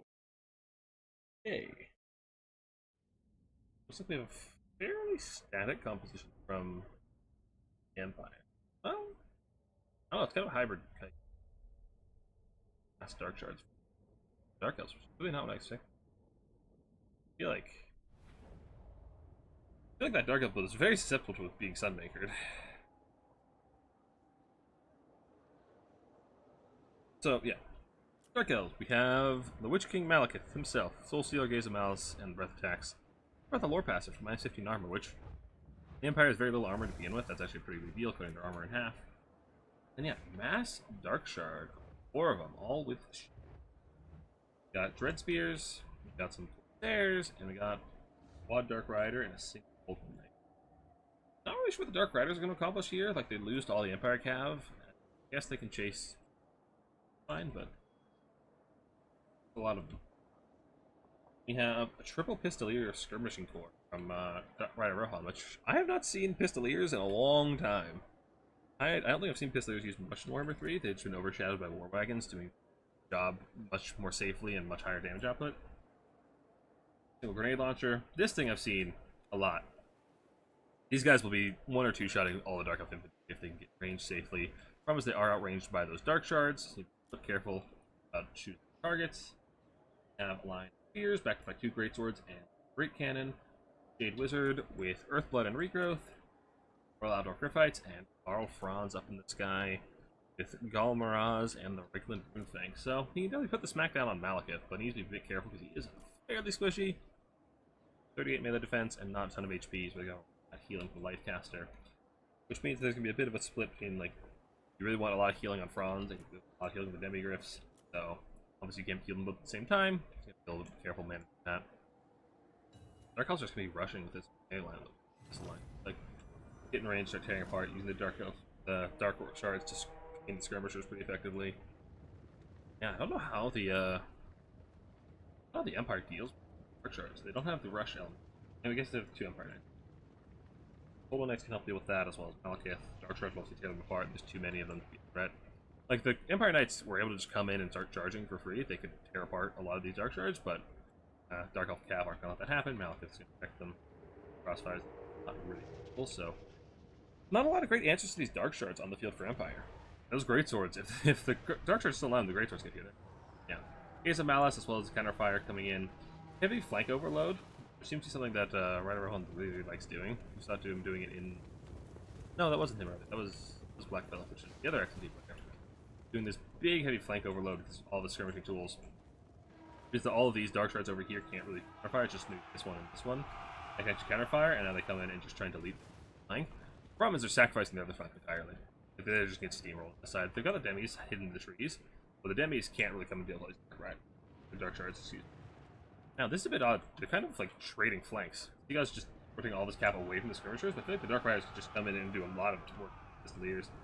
Once again, these pistoliers aren't really huge threat to the dark shards in melee. Empire trying to get in the back of the spears. Franz and Malekith duking it out, but a lot more healing available for Malekith. Malekith's pretty much guaranteed to heal capital if he gets all the soul stealers off. Melee engagement is beginning, and I favor Darkhells very, very heavily. They'll tear apart these Empire Spearmen very quickly. Demigryphs have left the trees. Dark Riders are trying to swarm these Empire Knights. If the Dark Shards start firing on them as well, they're going to pieces. Pistolier has routed already. Grenade Launcher still online, though, which is a big threat. Malekith is doing a number on Franz, but he's taking a pretty big hit himself. He's already used to Soul Steal. He needs to get out of there before. Yeah. In order to get his cooldowns back. But Regrowth coming as well. Yeah, Malekith needs to run. He's got Dark Riders screen. Malekith needs to turn and get the heck out of dodge until the Soul Stealers come back up. He's just committing. The problem is Karl Franz is getting regrowth. He's hitting him consistently, but he's just taking a lot of damage. And though he does still have quite a bit more HP than Franz, I guess. You know, he's just a massive HP pool comparatively. Demigryph's coming as well, though. And there's just a massive cap fight. The problem is there's just Dark Shards just free firing. The grenade launchers, I was not aware the Outriders were a melee unit, Ryder Rohan. I thought these were a skirmish unit. Just trying to pile these Dark Shards, but their melee stats are just terrible. Dark Riders are peeling them off pretty effectively. These grenade launchers, if you just have the grenade launcher sit and shoot, they'll just destroy them. Franz is halfway to his healing cap and has the Demigryph support. Malekith needs to get back in the air. The Dark Elves have overrun the Empire static cushion pretty heavily. Great Swords are doing pretty good work. The Dark Shards will hit them in pieces. Need to really be focused down these Demigryphs and the single heavy core before Malekith gets chased down by them. Dark Riders again can hit the screen. Mobility core from Empire is doing pretty good work against Malekith. Malekith is in a lot of trouble, but it feels like the Empire has committed so many resources to Malekith and is just sacrificing every other part of their formation. Two Dark Shards is free firing the Outdoor Griffites, doing loads and loads of damage. Malekith is struggling to get back in the air, and Franz is just hounding him. He needs those Cold One Knights over there to help actually peel him off, but they're in the backfield trying to take great swords. Not the greatest use of them, like they're anti-large and the melee stuff's not that good. They're recharging breaking formations, but they really need to get those Cold One Knights over here and bail out Malekith until you can get another Soul Stealer. Pistoliers just chasing down. Malekith still has a pretty hefty amount of health. 2,500 isn't bad. The Dark Shards are still online for the moment. The Spears are getting on top of them. Demigryphs are taking losses. But the mobility edge is just very, very heavily in the favor of the Empire right now. They've just got cabs swarming everywhere. It's hard to keep those Dark Shards safe. Dark Shards also aren't being killed by anything. There's nothing here with a lot of killing power. The Empire has to do okay. Malekith looks like he's zone free, but he's not actually trying to take off, it looks like. Bit of an odd choice. Soul Stealer going down on Franz. Good damage to Malekith. A little more HP. Malekith really needs to just play it safe till he gets another Soul Stealer or two. There's nothing really that can actually like seek him down except Franz. Zone. Got Cold Knight support, and Franz is coming up to get the charge. Life Mage is being targeted by Malekith, but he doesn't have a Soul Stealer. This is a really bad engagement for Malekith. He needs to get out of here. Let the Cold Knights take care of things. This is making me nervous. Like, Dark Elves have a pretty heavy lead. They just won the infantry engagement pretty heavily, but if Malekith dies here, that could be game. Like, that could be just it. Malekith doesn't have a Soul Stealer. He needs to be fighting with his Soul Stealer. Franz has too much HP from not to. Cold Knights are screaming, but now the Demigryphs are coming in. Spears coming as well, but it's too slow. Malekith is down to 500 HP. He's routing when he can't use his Soul Stealer. Dark Riders are trying to peel with the Dark Shards as well. Oh no! Malekith, no! Malekith, no! Not even running away. He's just sitting and fighting. And Malekith does fall. The bounce power is still pretty even, and Dark Elves still have a pretty hefty value lead, so they could still pull this off. All the big power pieces for the Empire are still very, very low. Great Swords are getting worn down by the Dark Shards. The problem is a lot of the Dark Elf value is tied in these Dark Shards. They just can't be protected anymore. Just nothing to keep them safe from all these Empire Knights running around. Royal Griffites as well. I feel like if Malekith had played it a little bit slower, this would have been a really easy win for the Dark Elves, but yeah, as it is, all the Griffites just terror routing all of these Dark Shards. Franz is still completely free. Dark Shards are rallying back, but there's too much cav on the field to keep them safe, and the Dark Infantry has routed. I'm surprised the bounce power is still so heavy. And I feel like the Dark Elves just don't have that much battlefield presence. That was really tragic. Like, yeah, if Malekith stays alive, in a pretty good spot. Earthblood coming in, killing Franz and the Demigryphs. A lot of Dark Riders coming in. I think a lot of Dark Riders today, and I don't know how I feel about it. Like, I haven't loved Dark Riders and Land Battles myself. Like, they don't win in any cav duels, really. They're kind of just a disruption piece. I think catch things too, but like, I really prefer Cold Knights toward them. Especially in Empire where they have so much armored cav. I guess you're a little scared of being shot by like war wagons and cannons, but I'm taking a lot of damage from these Dark Riders. That's a lot of damage. If Franz dies, this could actually swing back. Like, the Dark Elves aren't entirely out of this. Rachel's a little bit hard, but they can keep the Dark Shards online. Do some really good work, but Life Mage is still sitting pretty, coming around with lots of LOM left, I say. Well, not a ton, but at least another regrowth. Some more. The Dark Elves are just constantly routing and coming back, so if the Empire can just chase them down and finish them off, they'll do really good work. There's nothing really in position to actually kill these great swords. They can just part these stairs.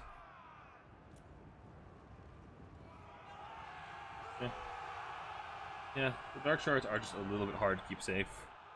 It was very odd to me, the initial play of, like, the Empire overloaded one flank with pistols, so then Dark Elves just rotated away. I feel like Dark Elves really just want to match that flank, because you always want to protect your backline. Your backline is much more valuable than the Empire backline, so, like, diving into that cannon wasn't super valuable.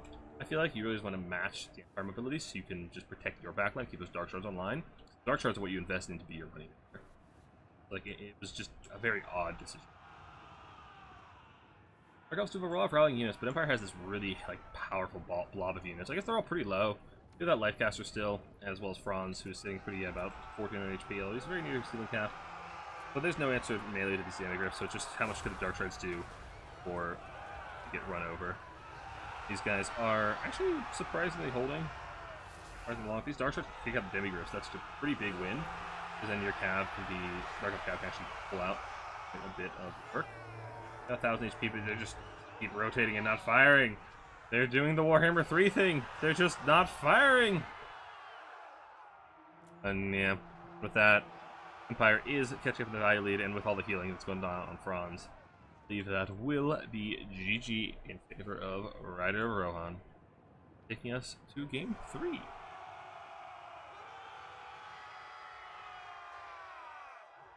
Nothing left with Dark Elves. I guess there's one Dark Shard online. Try to kill the Demigryphs, but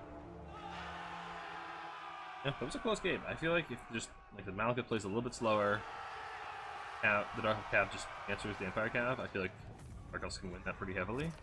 Like, looking at the builds, I really favor Dark Elves, but just Malekith misplay. Still, well played by Rider of Rohan. Really didn't think the Empire build was going to work, but he pulled it off. Franz got a ton of value. Demigryphs did well. Great swords, they did their job. Fire Knights did pretty good. Grenade launched. Rider of Rohan really likes this idea of using the skirmish cav to dive missile units, and it's had very middling results. Dark Shards did okay. Like, despite not being protected by cav, they still almost paid for themselves. Some of them did. Cold Knights, yeah, I really like Cold Knights in this matchup. I don't love this quad Dark Rider. I feel like you just get another Cold Knight and 2 Dark Riders, and you're pretty happy. Like, drop 2 Dark Riders, get another Cold Knight, and you're happy with your life. The Empire can't really do it, aside from like Demigryphs. Franz does really well. Alright. Now, all tied up, going into the final map, which is... No, we just played wrong. Shimmer's Ward. Shimmer's Ward. That map is... So, we saw High Elves and Empire from Rider of Rohan. We saw Cathay Dark Elves from Sea. So, here you see what they'll pull out for game. Everything on the line. Pinged again. Care about said ping.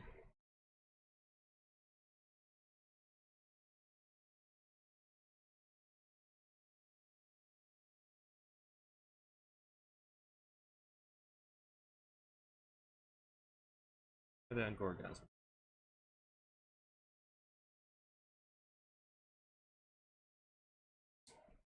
You know what? It's not that important. As long as the players both consent to the map.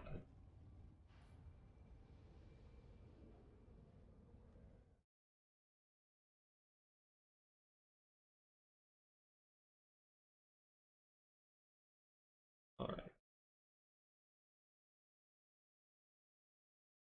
If that other match has finished up, if we have a winner over there yet. We do not. Race to Nurles PA are still playing.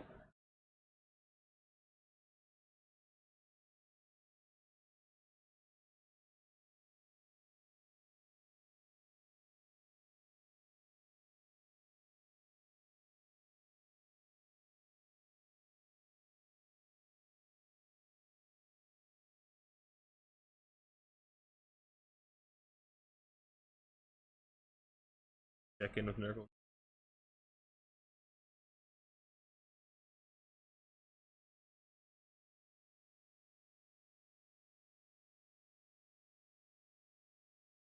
And have our players picked just yet? Nope, still doing picks. I think Ryder Rohan gets to pick his. Or let's pick one, ban three. Yeah. So Ryder Rohan will be picking something. Feels like.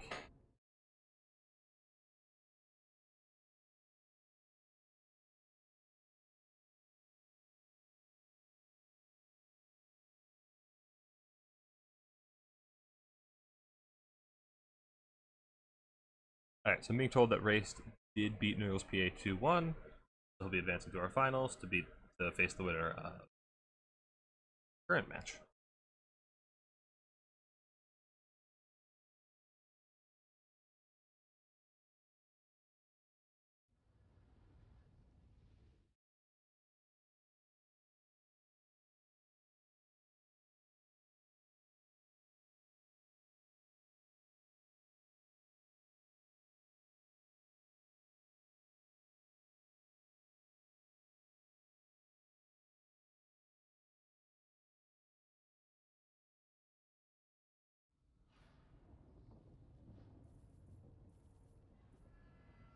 Ryder Rohan on Wood Elves.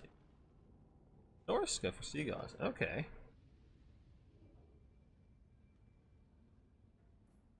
So I've been playing a little bit of Wood Elves myself in land battles, and biggest problem I find for them is their mobility game. Like, Wild Riders are just really overpriced.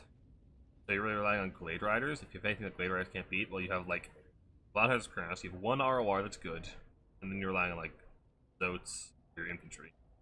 Really hard time contesting mobility games. So I wouldn't be surprised to see Norse come out with like a ton of wolves, ice wolves and skin wolves. Because what else a hard time. That said, they do have fire archers that can help a lot with that kind of play, so you need to be a bit careful with that, but I definitely favor Norse in the mobility game. Frontline, War Dancers have been tearing up a lot of lightly armored infantry these days, so it kind of depends on how much Norse wants to invest. If they invest in the champions, they'll probably win the frontline game. But if they go for a lighter thing, then those can definitely dominate the frontline.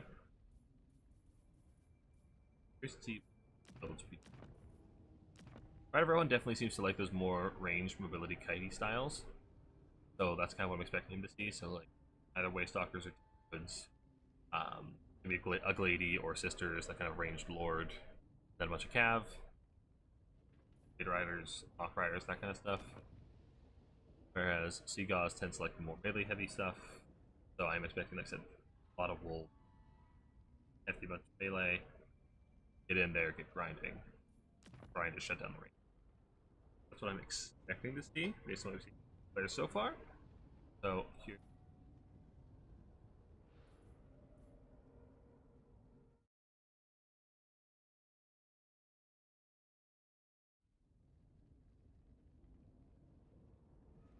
Rosters like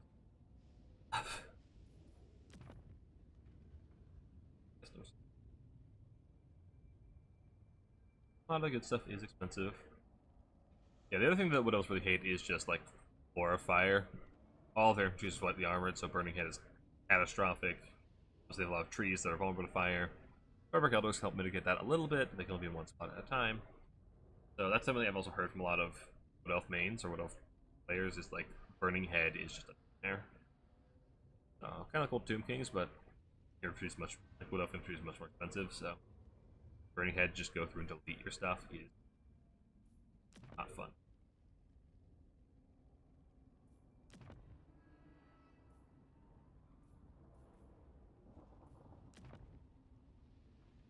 Has his build ready, selecting his banner. Alright, gotta judge his banner choice. What do we got? What do you got for me, Seagulls?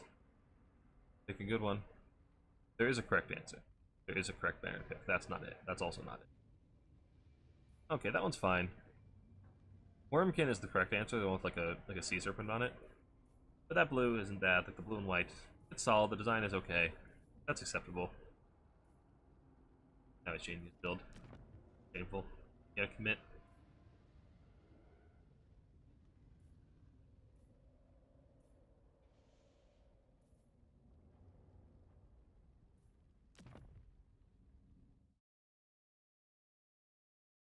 And looks like our players are in fact ready.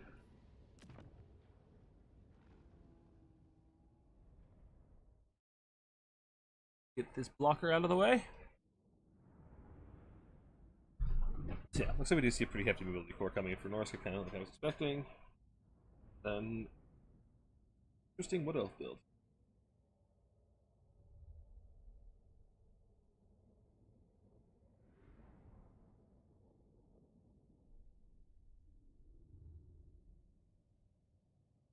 Alright. On game. Do it. Put that last little bit. There we go.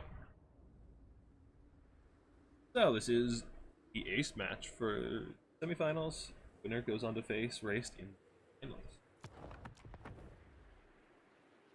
So, for Norska, we have Wolfric the Wanderer with Hunter of Champions, Fight or Die, and Seafang, alongside a Firecaster, Shaman Sorcerer Fire, Burning Head, and Cascading Fire Cloak. We have double Ice Trolls, a bunch of Wolves, like I was predicting, and more on the other side. Got 3 Ice Wolves, 3 Armored Skin Wolves, which should just dominate most of the cavalry. Beast Attack Shinar, and then a front line of Marauders, and just the 1 champion. And 4 basic Marauders. So, a super heavy front line, a lot of mobility. The trolls need to do. What else? We have Sisters, double Hawk Rider. The Hawk Riders are a unit I've heard people say they're good, and I don't understand how to use them. Curious to see how Riders approaches this matchup with them. I will say I'm a little worried for Wolfric. He has no healing available to him, and his HP pool isn't that huge, so having Sisters and Hawk Riders to threaten him could result in a really, really early Lord Snipe, which could be pretty devastating for Norska. It's not the highest leadership faction, especially with the Trolls and the Skin Wolves. Not great.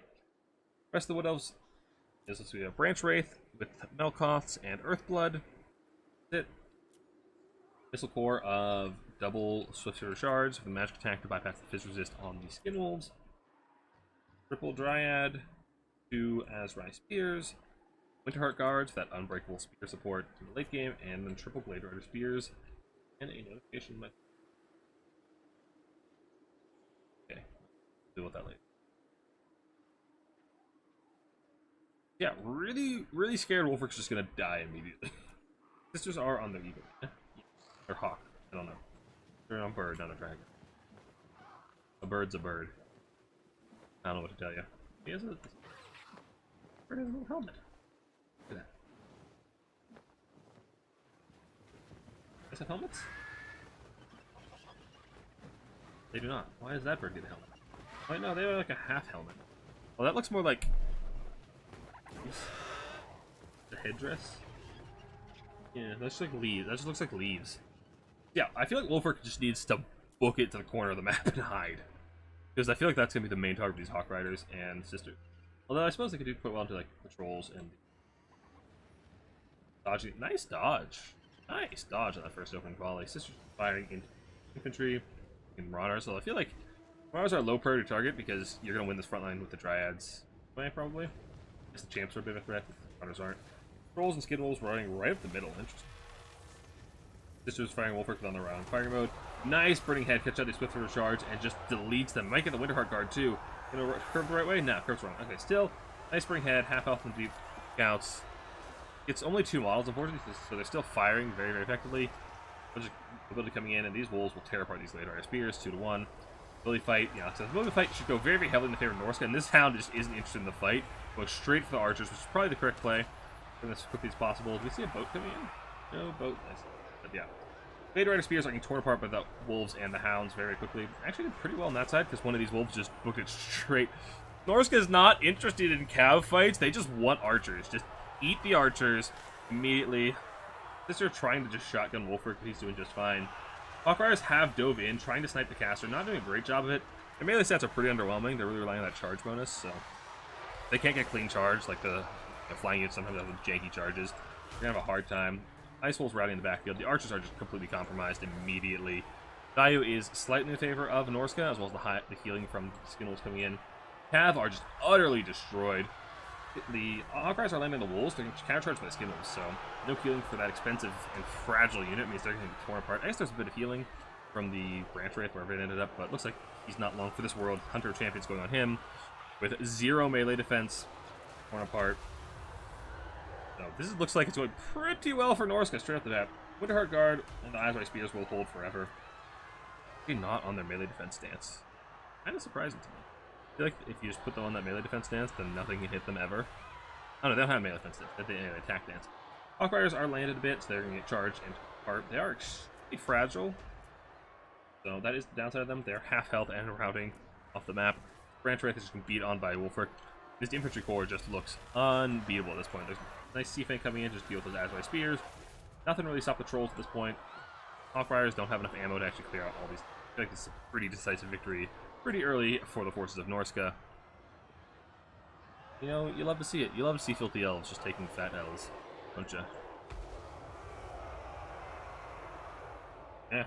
Wood Elves are just obliterated. Windheart Guards will hold forever. Dryads have good leadership, but they're so far down in value. The Hawk Riders just ain't doing enough fast enough. I feel like Wood Elves really wanted to kite a lot harder. Like, they just started so far forward, like right here, Norska, and they just really wanted to be like way back. But the Hawk Riders come up in skirmish, Sisters get some shots. Wolfric is very healthy. That Branch Wraith is surprisingly still alive. Wolfric just missed every attack, I think. Turning Head came down with Heart Guards, got a pretty good dodge, but it's really just the Air Force at this point. Like some Tattered Spears, some Tattered Dryads, and a Caster.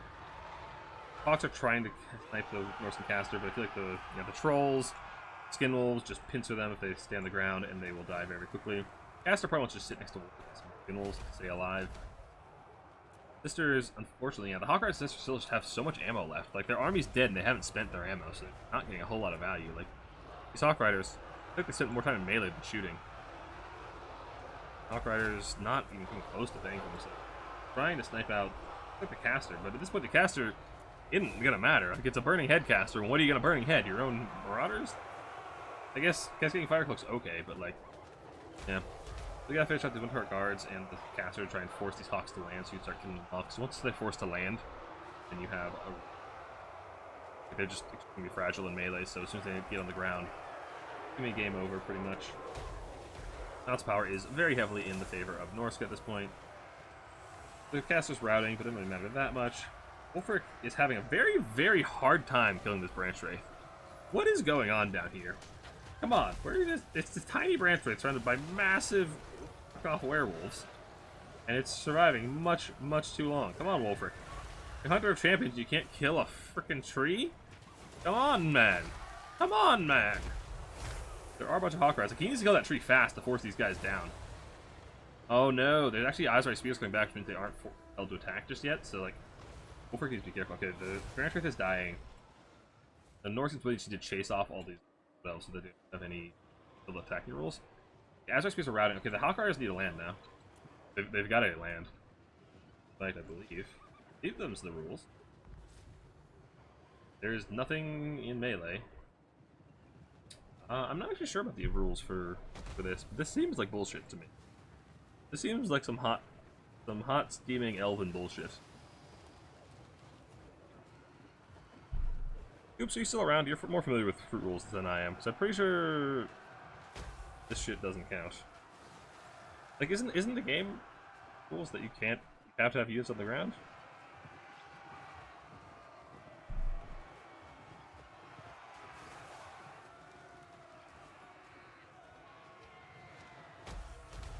And Wolfric just wants to hide behind Skin Wolves. Just use them to body block the trolls and the skills, just blob them up on top of Wolfric to eat shots for him. But yeah, this seems...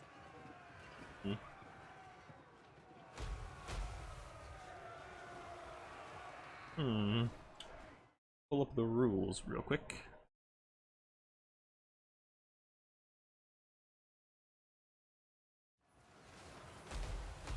I'm alt-tabbed, so you won't be hearing game sounds for a moment. I'm pretty sure. Okay. Battle ends. I guess he concede or they spend all the ammo, good army lost. He concedes. Which is reasonable.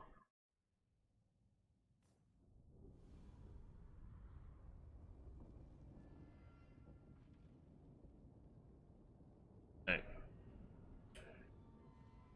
Ice Wolves, I mean, they didn't get a lot of value, but they got on top of the targets they needed and just got rid of them really quick. Marauders did their job. Not really actually a whole lot of value on Norska. Where'd all the value go? Sisters weren't able to get a lot of value. Like I said, I feel like this Wood Elf build went to kite a lot harder, but because you don't have any mobility control, like, mobility is so weak, you can't really stop the enemy mobility from just running at you. And it's a really big problem because like Wood Elves like to kite. Their archers are are one of the stronger parts of their build, of their army. So you want to be kiting, but you just don't have the mobility power to actually enable that style. Puts Wood Elves in a really weird spot right now. It's a kite faction that just doesn't have power to kite. Unless your melee rush builds actually work.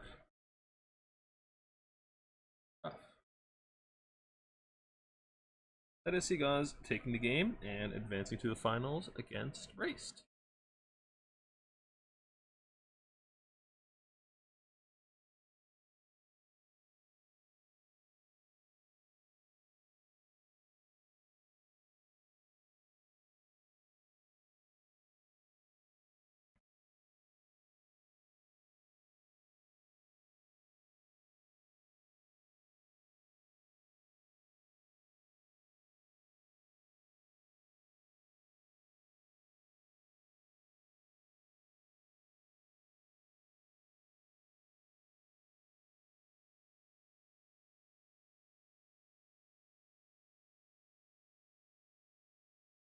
Alright, let's get Raced in here.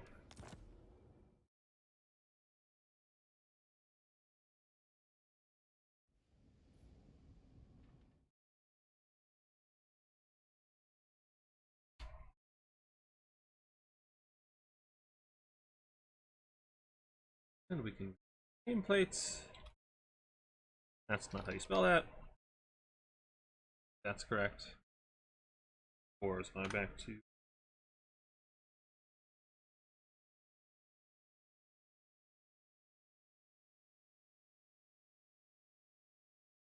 get our apps for the finals are, because I'm worried about these things, Orgasm, which they just played mistakenly, so we'll fine. River Amazon and the Reichland. Those are our maps for the final.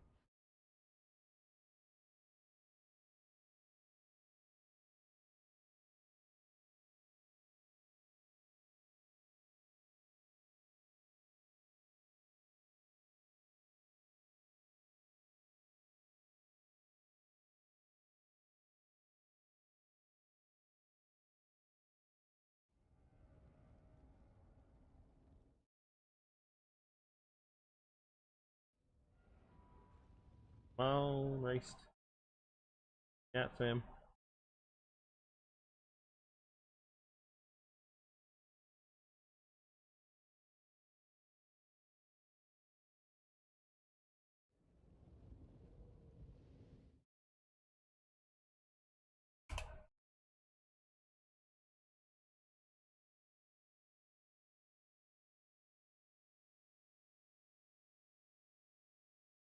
You know, a really essential component of having a tournament finals is having players.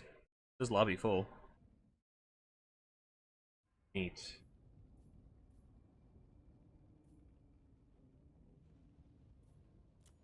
Guess we're going for a new lobby then.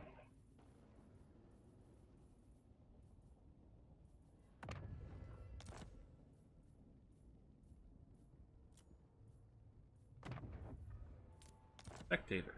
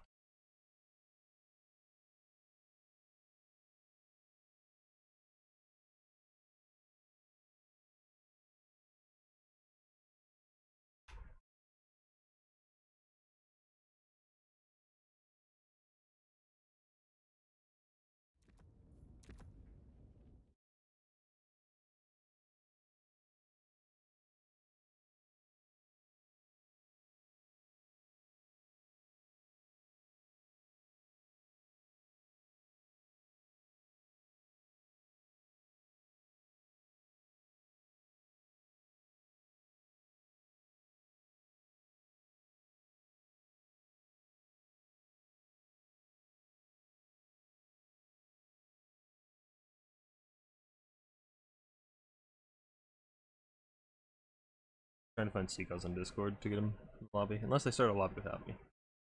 Ah, okay. They DM me a lobby. There we go. That works.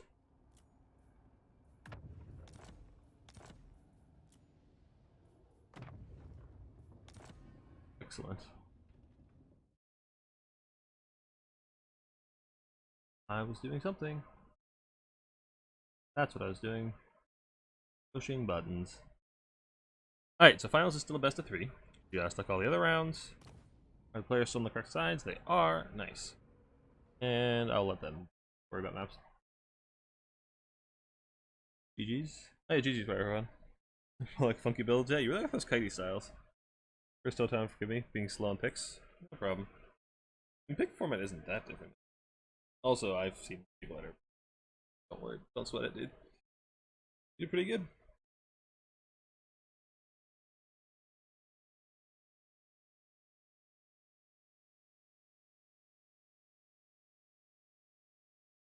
This is hovering lizard.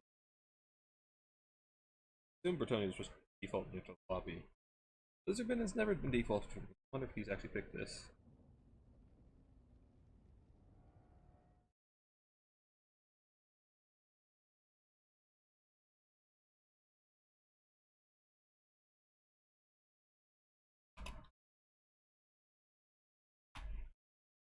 Asking him what the picks are. Us all informed.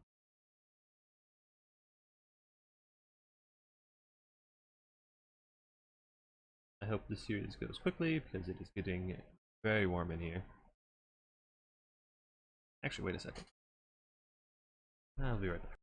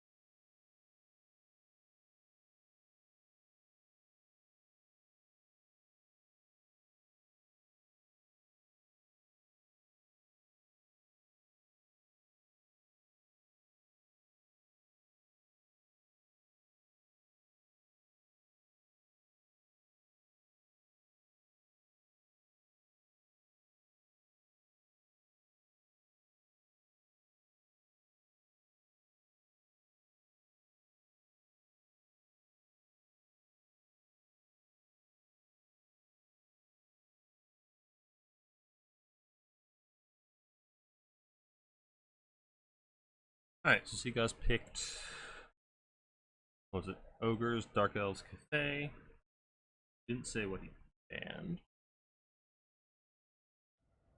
And we'll see what race counters with.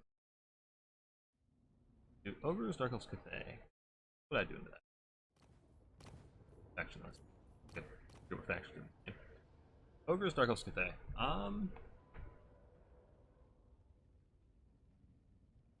That's a tough pick 3. Because I haven't found that many answers to Ogres personally. Like I struggle with that faction, so I can do it. I mean, Brett probably does really one of those things, but I don't know if Brett's banned. I'd imagine. I'm freaking busted right now. Dark Elves.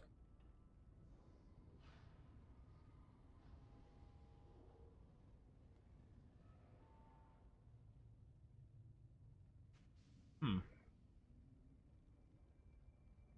Dark Elves ban Ogres, then either take the Mirror or take Dark Elves into Cathay. That's not a terrible matchup.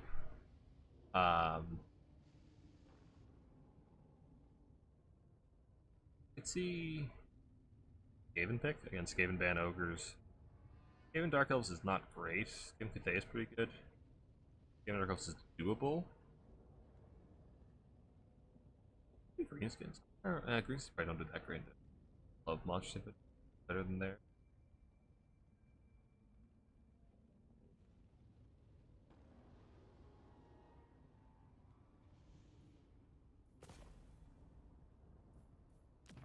Still hovering Bretonia.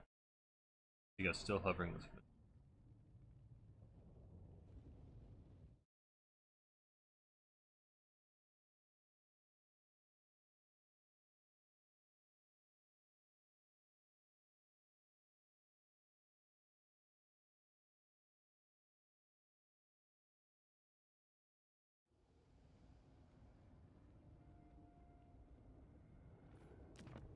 Okay, race Coast.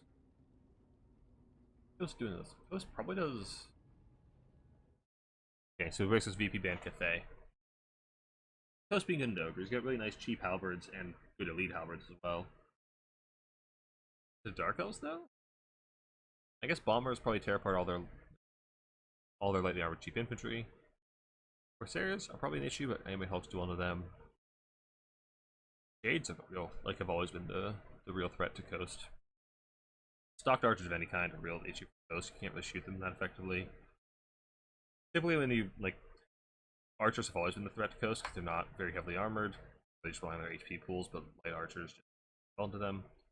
So you need like usually mortars is the trick to deal with archers. Obviously, stock archers makes that trickier. Okay, so you guys ban dwarves. So VP ban today, so it's either VP ogres or VP dark elves.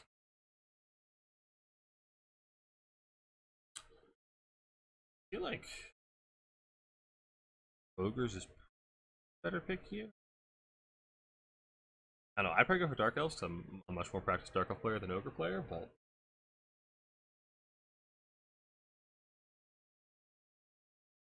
I can see ogres being a real problem for Coast. I guess cannons are good, halberds are good, like I said. Maybe dark elves is Race looks like he's making dark elf build. Yeah. Okay, so dark elves Coast. This is a match I've played a couple of times, and yeah, like the shades are typically your best friend as dark elves. Shades and dark riders, because basically, like I said, what Coast has to do because they have weak mobility, they have to find a way to shoot your shades, which is usually mortars or Queen Bess, but Queen Bess is usually a lot riskier. But in order to find the shades, they have to scout with dogs, which then your dark riders go and deal with the dog. And that's kind of the little mini game that you have. Matchup. Basically, shades kill everything if they're allowed to live. You can do it with dark shards as well, but obviously they're a lot more vulnerable to the mortars because they're not stocked. The damage output is, for the price, quite good. They cost like half, like a little less than half, a little more than half of what shades do, but their damage output is pretty substantial. But they are a lot. Malekith has also been, although it's pretty good at just breath attacking depth guard and just grinding it down with the animate hulks. So good Coast likes to blob a lot, and he does pretty well to most of the Coast lords. Well, I suppose like Oculus with his halberd is okay against Malekith, but his HP pool is just a lot lower than Malekith, so Malekith can do a lot of work. Again, Northern Scream's pretty interchangeable with Malekith. Slightly weaker duelist, but still does just fine. I could also see Malice and Burning Headcaster being really effective. Actually, what spells use System Mortis these days? I guess you could Burning Head the crew, but Undead Mortals. Any spell that can actually Dark Elves. I guess you throw Manticores at them. Yeah. I can't remember. Let me check. What else do Dark Elves have? Beast, Dark, Death, Fire. So yeah, Burning Head can't do it. I think probably can't snipe more of the spells, which is a bit tricky. Bolt throwers are an option. Mortars aren't accurate enough to kill bolt throwers, so you can poke out those. They are obviously quite slow if Ghost just decides to rush you instead, which is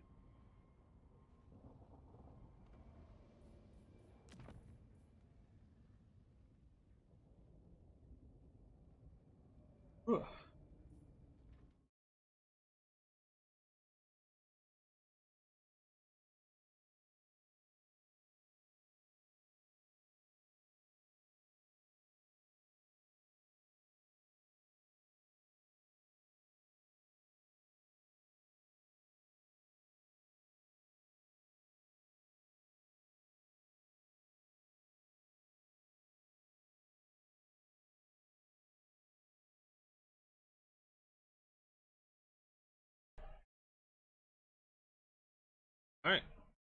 Just ready to go. Let's get this final underway.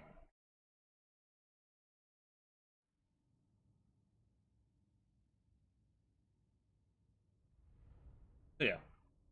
Ghost stopped in the mortars, like I said, you really need those to do with archers. And Dark Elves have actually gone for Dark Shard spam rather than Shades.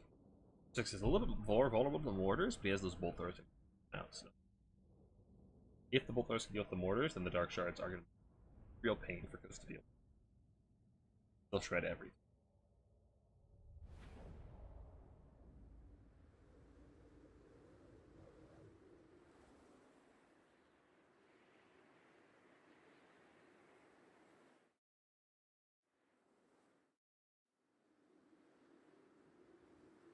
Alright, so Dark Elves, we have with a double bolt thrower, Spring Sorceress of Spirit Leech of Purple Sun, and Ansel's Black Horror. I haven't seen either of those things in a very long time. Interested what the idea is with that, because I was under the impression this spell kind of sucked in Warhammer 3, but I'm open to seeing it work. Frontline of Spears, Corsairs, and like I said, all 5 of those Shield Dark Shards. Then a healthy contingent of Cav, 2 Cold One Knights, 2 Dark Riders, 2 Bolt Throwers, pretty similar to the build we saw against Empire, obviously sans Malekith. Which he struck with, that was he goes against the Rider of Refund, yeah. Struck with Cav a lot in that build, but without any real Cav threat from Coast, this build doing better this time. Yeah, here's the Triple Mortar. Are about the same range as the Bolt Throwers, and Bolt Throwers are notoriously hardy, a little bit more range, so Dark Shards need to be a bit careful, and on top of dodging, Mortars are known for their accuracy, so they can actually survive pretty long against the mortar shots. Dodging. For Coast, we have Count Noctilus. He has Wraithstorm, Roth's Moondial, Pit of Shades, Invocation, Melkoths, and more passive Dance. Single Depth Driver Bomber, bunch of zombies with pole arms, triple mortar, quad Animate Hulk, Depth Guard, handgun mob, gun mob, pistol mob, doggos. Yeah, this is kind of a statement just how busted Animate Hulks were before. They got nerfed into the ground, and they're still being taken, like, all 4 in, like, every matchup. Like, this unit was just incredibly busted. Now they're okay. They're solid. They're not OP anymore. But they're still, like, good enough to take every. These depth cards need to be very careful being so far forward. As, like, if I start this game as Coast and I see those Dark Shards, my depth card is going straight to the back line and waiting for the depth or the Dark Shards to be dealt with. Low concern the Coast is starting this far up. The mortars are already in, starting very, very close. I want to back up a little bit. Maximum usage out of the mortars, as is the bolt throwers can get in very, very quickly. I just want to be like, you're really trying to buy time as Coast for your mortars to get rid of the Dark Shards before you want to fight, because you're very disadvantaged in the fight if those Dark Shards are online and you don't have great means of disrupting them outside of the mortar. So you're really, really banking on those. Cheeky Surgery Dogs in the backfield. Those could actually take parts of Dark Shards. The Cav contingent should be in place to protect them. You can also take out the Bolt Throwers, which actually be a much bigger play. The Bolt Throwers are probably the primary target, but if those Cav are in place, there should be no way the dogs actually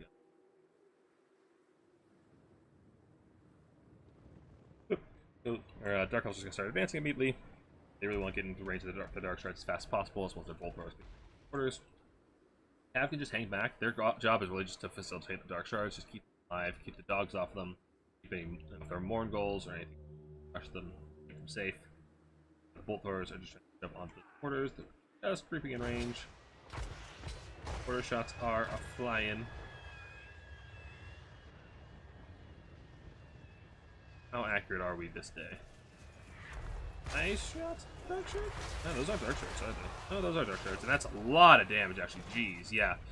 Yeah, mortars are very good at this job. This is why I prefer Shades. They just can't be good like that, but those are firing in. But the mortars are pretty small models and pretty tough to hit, so 1 Dark Shard already routed, 2 half health. These Dark Shards are a lot of trouble. They go pretty rough for Dark Elves. Yeah, they're struggling to take out the pieces. They're hitting the crew. There's 1 mortar down there. There's a lot of mortar pieces online, and these Bolt Throwers have a lot of work cut out for them. Yeah, I Shades for this reason. Like, please don't be deleted. This board coming up. Are we going to see Spirit Leeching on Noctilus? I assume we are. Dogs don't seem to be spotted, so the Cav contingent is actually moving up, which is pretty, really unfortunate. Go to some front line, perfect target. But yeah, the dogs and the Bolt Throwers could spell the doom of the Dark Elves. The mortars just destroy all of the lightly armored infantry and the Dark Shards. Dark Shards really are your win condition. Summon coming in, trying to get off these Dark Shards. Corsairs are being depth guard, and they are severely outmatched there. No, we are you, but better. We are you, but better. And they have Animate Hulk support as well. Dark Shards firing into the mortars, taking them out of line as fast as they can, but just not fast enough. Wraithstorm going to the Lord, not minimal damage. Dark Riders finally picking back here with those dogs, but not before they take out one of the Bolt Throwers. Both the Bolt Throwers are gone. Those mortars are going to be an absolute nightmare, and this looks like it's pretty heavily in the favor of Coast. Purple sun coming down, and yeah, that spell. It's like 18 WOM for an undercast. The overcast is like 24 WOM, and the damage is pathetic. I mean, the effect is super cool. The effect is super cool. But the damage ain't there. The damage just ain't there. Got Melclouds going down on the Dark Riders as well, to the Cav threat. But with these mortars still online, I see very little hope for the Dark Elves. Depth Guard are just charging forward, and the Depth Guard in the open field, they are quite fast for infantry, so they have to run down the Dark Shards that aren't being killed by the mortars. And I see Dark Elves are just being repelled by the coast front line, just washing against them and routing almost immediately. Corsairs are doing okay, but the mortars... The mortars. Tearing apart those Dark Shards. Dark Shards just cut down. I think, like I said, that's the win condition for Dark Elves. Just keep the Dark Shards online. Really going on Noctilus, but it's an issue when there's 2-1 value lead, no healing for Dark Elves. There's healing for Coast, there's that indication. The Noctilus can heal himself up if he feels the need, but yeah. So he guys taps out pretty quickly, and that's yeah. Yeah, I feel like Shades are just better. Like, the mortars are the big threat, and you stocked archers that can't be torn apart like that. They're also spread formations, so if they are being shot, they take damage, and they're quicker, so you can dodge better. Yeah, mortars got pretty easy. I guess it's spear leeching. Something. Mortars, man. Dark Shards, like, archers have always been the bane of Coast, and mortars are the answer. If you away deal with the mortars, and you have cheap archers, you're gonna... Don't deal with the mortars. Like, the mortars just did their job, they shut down the win condition, they're coasted. Yeah. All built from Race, knew his game plan, executed it well. Is taking the lead in our final. 1-0, and like I said, I think this is it's a best of 3.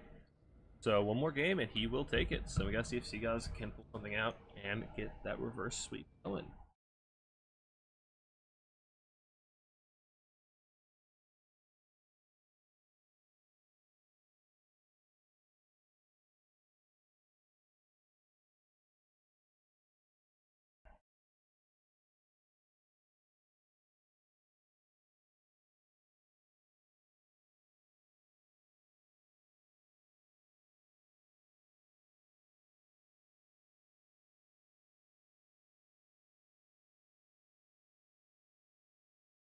Alright, so that's Dark Elves and Coast off the field. Seagulls has been favoring that much more melee heavy style. Norska, Dark Elves, that kind of stuff. They play a little bit of Cathay, so we'll see that coming out. Then I believe Raced is an elf enjoyer. High Elves, Wood Elves. I don't know if he plays Dark Elves, but I've definitely seen him playing High Elves and Wood Elves, hopefully that's those coming out. I think he also plays Brett as well. We may see the dastardly Brett for the first time today, at some point in this finals as well. Which, if you're not aware, Brett is just fairly overtuned at the moment. Like, so they have, first of all, they have incredibly broken Grail Knights.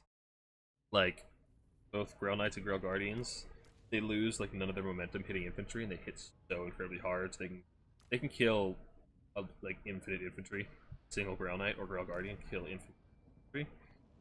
And then they're also Grail Guardians. The ones that are most often taken are anti-large AP anyway, so they're good against pretty much everything in the game. So they are limited to 1 underproof, I believe, 1 or 2. I can't recall off the top of my head. But honestly, even without Grail Guardians, Brett is just in a really good spot. Like, all of their lords do really, really good. Alberic with his anti-large aura. Lewin's got his melee buff, so he's a very, very strong duelist, as well as but like melee attack debuff aura. Faye with Mortis and Magic. I've been also liking Reponse with like Felix. Just give the Fleur Release banner. Just give massive melee stat buff to your peasants to buff your front line, which is already doing really great. Like the Grow Release, the melee attack buffs, Foot Squires, the Grow Leak buffs dominate most other like mid-tier armored infantry. Battle Pilgrims are practically unbreakable. Brett infantry is doing really, really well. Their Cav is incredibly strong right now. Brett is just hot right now. Hippogriff Knights as well. These things are absolute monsters. so much HP. They hit really, really hard. They tear apart infantry. They tear apart single entities. Like Brett's old weakness of like big armored single entities is kind of solved between Hippogriff Knights and Grell Guardians being AP now and hitting so hard. Well, these guys were always AP. Less models. Very scary. So yeah, Brett is kind of a terror in both land battles and domination. Looks like Seagoz is on greenskins, which does fit the, like I said, the melee-centric styles we've been seeing from him. Curious to see what race. And if they play Gorgazon for a third time, I'm good. Nothing against the map. We don't need to watch around. Absolutely River Amazon as well. Looks like we got Chaos Dwarf. Gonna remind him to change the map.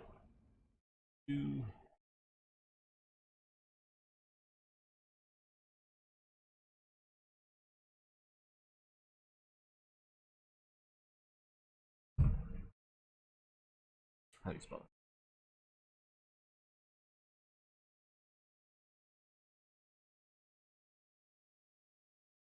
Yeah, Greenskins Chaos Dwarfs.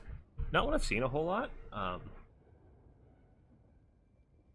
The really high MD of the Chaos Dwarf infantry seems pretty problematic for greenskins. So you're going to be relying on things like trolls and squigs to actually try to deal with them, but their melee attack isn't super high. Those are your AP options, unless you're opting for Black Orcs, which are pretty risky against those heavy AP blasting charges from the Chaos Dwarves. One thing that I've seen being very, very effective lately is Night Goblin Fanatics to tear apart elite infantry, like Chaos Dwarves are prone to bringing.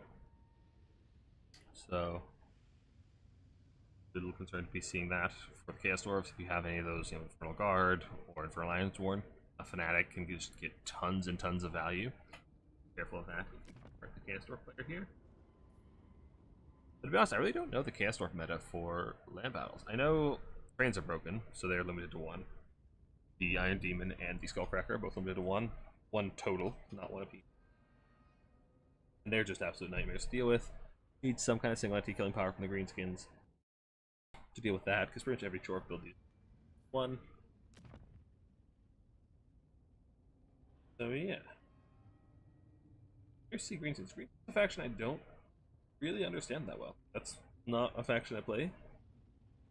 So I'm always kind of surprised people come out and that's with it. But like I said, Seagoz has shown quite a proficiency on those fast aggressive factions. In what he able.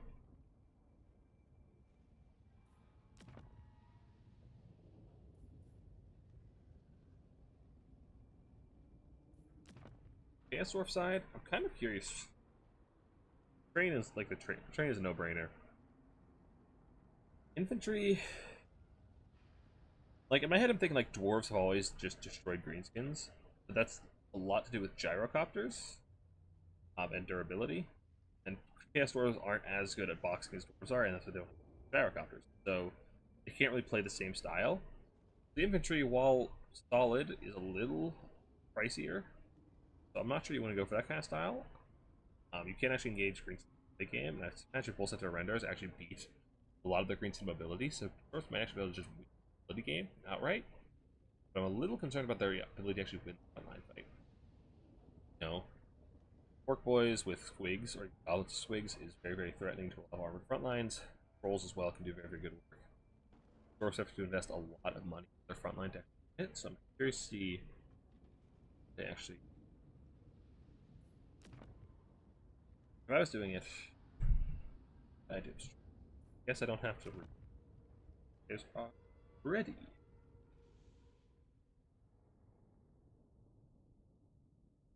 So, game 2. If the Chaos Dwarves win this one, Race will win our whole event and qualify for the Cup. Or if Seagoz wins this, he can start his salty run back.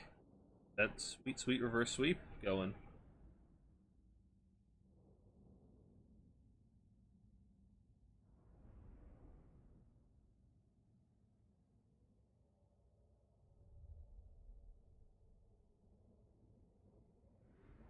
On Potato PC, you can do it. I believe in you.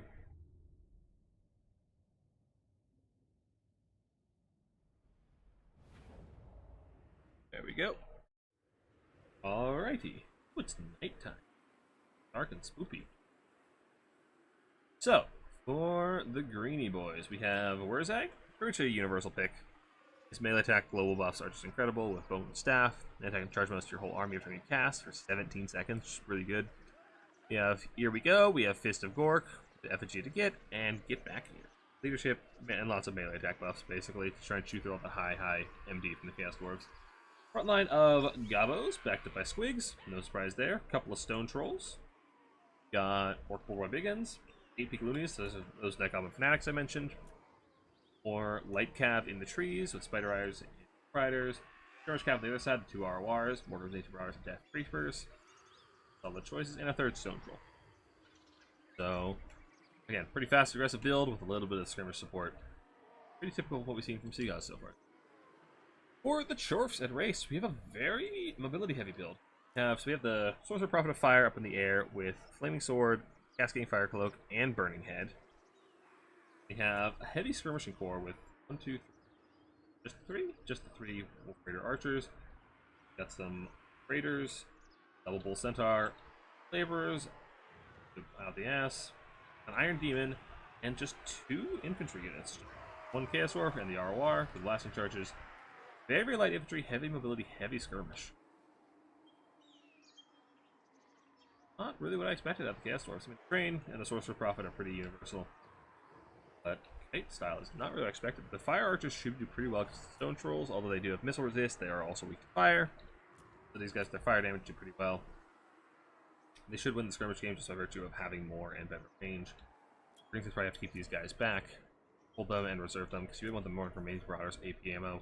Kill the train. That's really your anti-train option here. I guess the Trolls do already against it too. You're really looking for more Maze Marauders to kill the train and the profit for you. And I'm really curious how the Green Team have actually trade into these Bull Centaurs. I imagine the Bull Centaurs win. They're just a much more elite unit, but AP Armor Piercing Cav from the Boar Boys has surprised me before.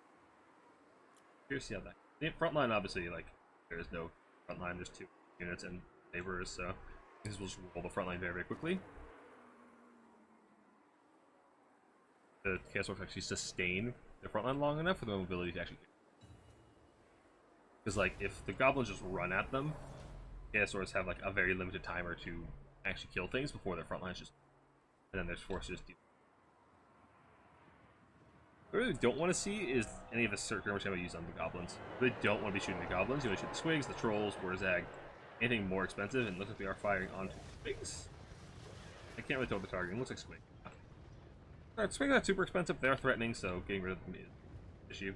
Stone Trolls are the ideal target, and there's something to stop you, so I wouldn't mind just like pushing past and shooting the Trolls, although they're going to regen. Fire damage should work. Nature Marauders and Death Creepers are pushing the trees. Pushing the trees isn't ideal, but I think we can get sometimes. Squigs get a little hard in the front of the line. Skirmishers are really not doing very much damage at all. Squigs just breaks out enough. There's some good shots. Okay. Squigs, they rampaged for a second there. I also saw suppression effect. What's the suppression effect? Oh, I guess the train did it. Train. We do have this cheeky, sneaky flank in the backfield coming through. Force Scout Spirus might be able to catch up to these pushers. Good work there. Goblins should just tear apart these laborers very, very quickly.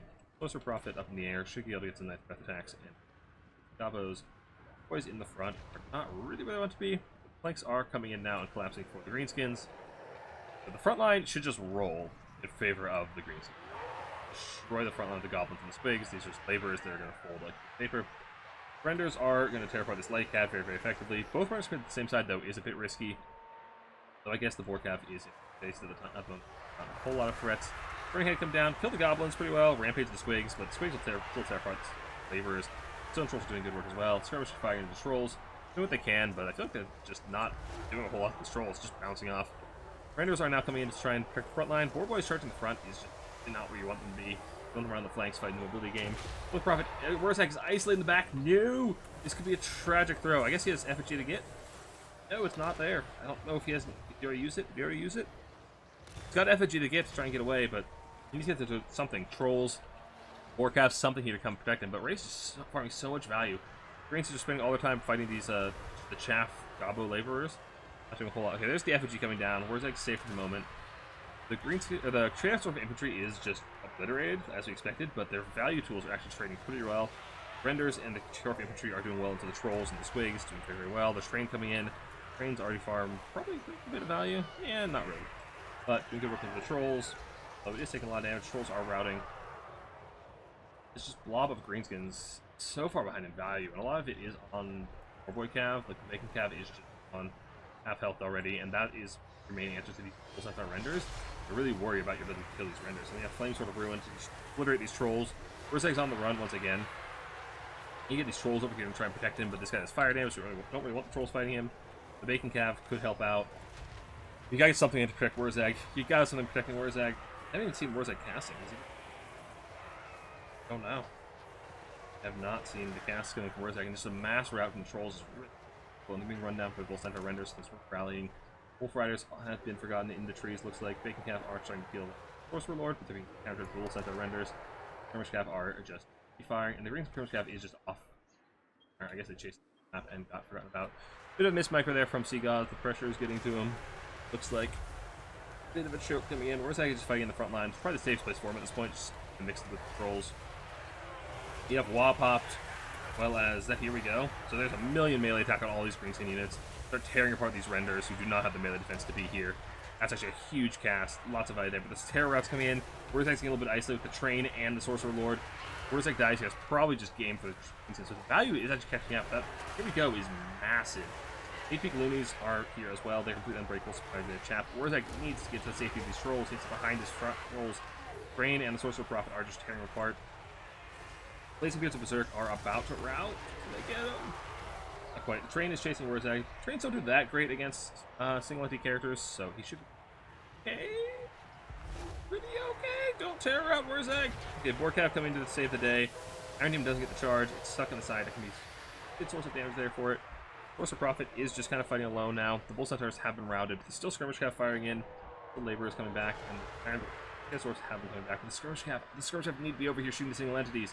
They're your only real source of single entity for that Train, aside from Trolls that are just struggling to get on them. Really, really need them. That miss micro is going to be... You guys are really going to want that one back. Hurts a lot. And Wurzag is just constantly on the run. The Trolls are doing pretty good. There's sort of room coming down in for the infantry, but not going to do a whole lot. Iron Demon kind of come in, doesn't do great against monster infantry like the Swig Herds, but actually that's a pretty devastating hit. But these Trolls are just doing work. And the ones that ran off, looks like they are rallying and healing. That's pretty good. Healing coming in for the greenskins work. If they can kill off the Train, isolate the Sorcerer Prophet, they'd be in a good spot. I'd love to see them throwing up renders. Renders do come back. Board is coming in for the snipe on Wurzag. Needs those Trolls protected. If you keep Wurzag alive, you win the... Oh, that hit from the Skullcracker! Wurzag's taking a ton of damage. What spells are coming in? Here we go again on the Trolls. Wurzag's getting out. And the Trolls are just start tearing apart these big guys. If 1.5 million melee attack, this Train just doesn't take damage, dude. Quick cast on Wurzag. Wurzag's taking the buff away from them as well. Train is starting to go down, is unbreakable, so you gotta get rid of it. Trolls coming back with a lot of HP and a lot of models. And 9 models of Trolls is still pretty good. Iron Demon is isolated. You gotta get that Iron Demon before it chases down Wurzag. Ew! They're trying to get the Lord, which is an admirable goal, but like, you keep your own Lord alive. If you lose Wurzag, the leadership of the Greenskins will just crumble. Trolls are trying to catch it, but it is just running wherever it wants. If it hits Wurzag here, it misses, but it does tear out him. Need to be able to get it back. And the Skirmish Cav. Okay, he finally sees the Skirmish Cav. He finally sees Morgrim's Mangy Marauders. That you need them. If they've been firing this whole time, the Greenskins would be so much better of a spot, but as it is, they are mass routing. The Trolls are crumbling. The Laborers are rallying, fighting chaff, and the Bull Centaurs coming out. Really, really rough for the Greenskins. Wurzag takes a hit from the Skullcracker. Down to 500 HP. The Trolls, they're routing, they're terror routing, being chased off by the Cav and the Lord. Wurzag's free. He's only got 500 HP, and of course, no healing available to the Greenskins. That can control regen, obviously. So, pretty rough for the Greenie boys. Yeah, these Skirmish Cav, they've been here this whole time. I feel like this Train would be dead. Bull Center rounds been chased off, but like, as is, Wurzag, rally. He's still got plenty of WOM left. White line's right there. His leadership is, I think that is going to be game. Agree. Skirmish Cav are finally here, but like they need to be here this whole time. Yeah, if we had poison and the AP damage from the Morgan Maze were on the Skullcracker or the Iron Demons, a different story. But as is, I think that's gonna be erased. Taking the 2-0, winning our tournament. He's still at -9. He's at the white line. He's gone. The trolls are routing and being chased by the Iron Demon. Big game. Still a valiant attempt from Seagoss. Had some really decisive games earlier. Really decisive wins, but still a strong showing. Very strong showing from Seagoss. Player who I wasn't familiar with, but he's definitely showing his prowess on those melee factions, but alas. Player today. Taking our Iron Demon value. That thing's like 750, I think. Very silly unit. Very silly unit. Trolls. One of them got shut down pretty hard. The other two got pretty good value. I think the Cav got shut down really hard. Yeah, these two. Losing them, that's like forgetting about them was just such a huge value loss. Like they could have done a lot of work. Huge amount of value for you. Such is life. These mistakes happen, unfortunately.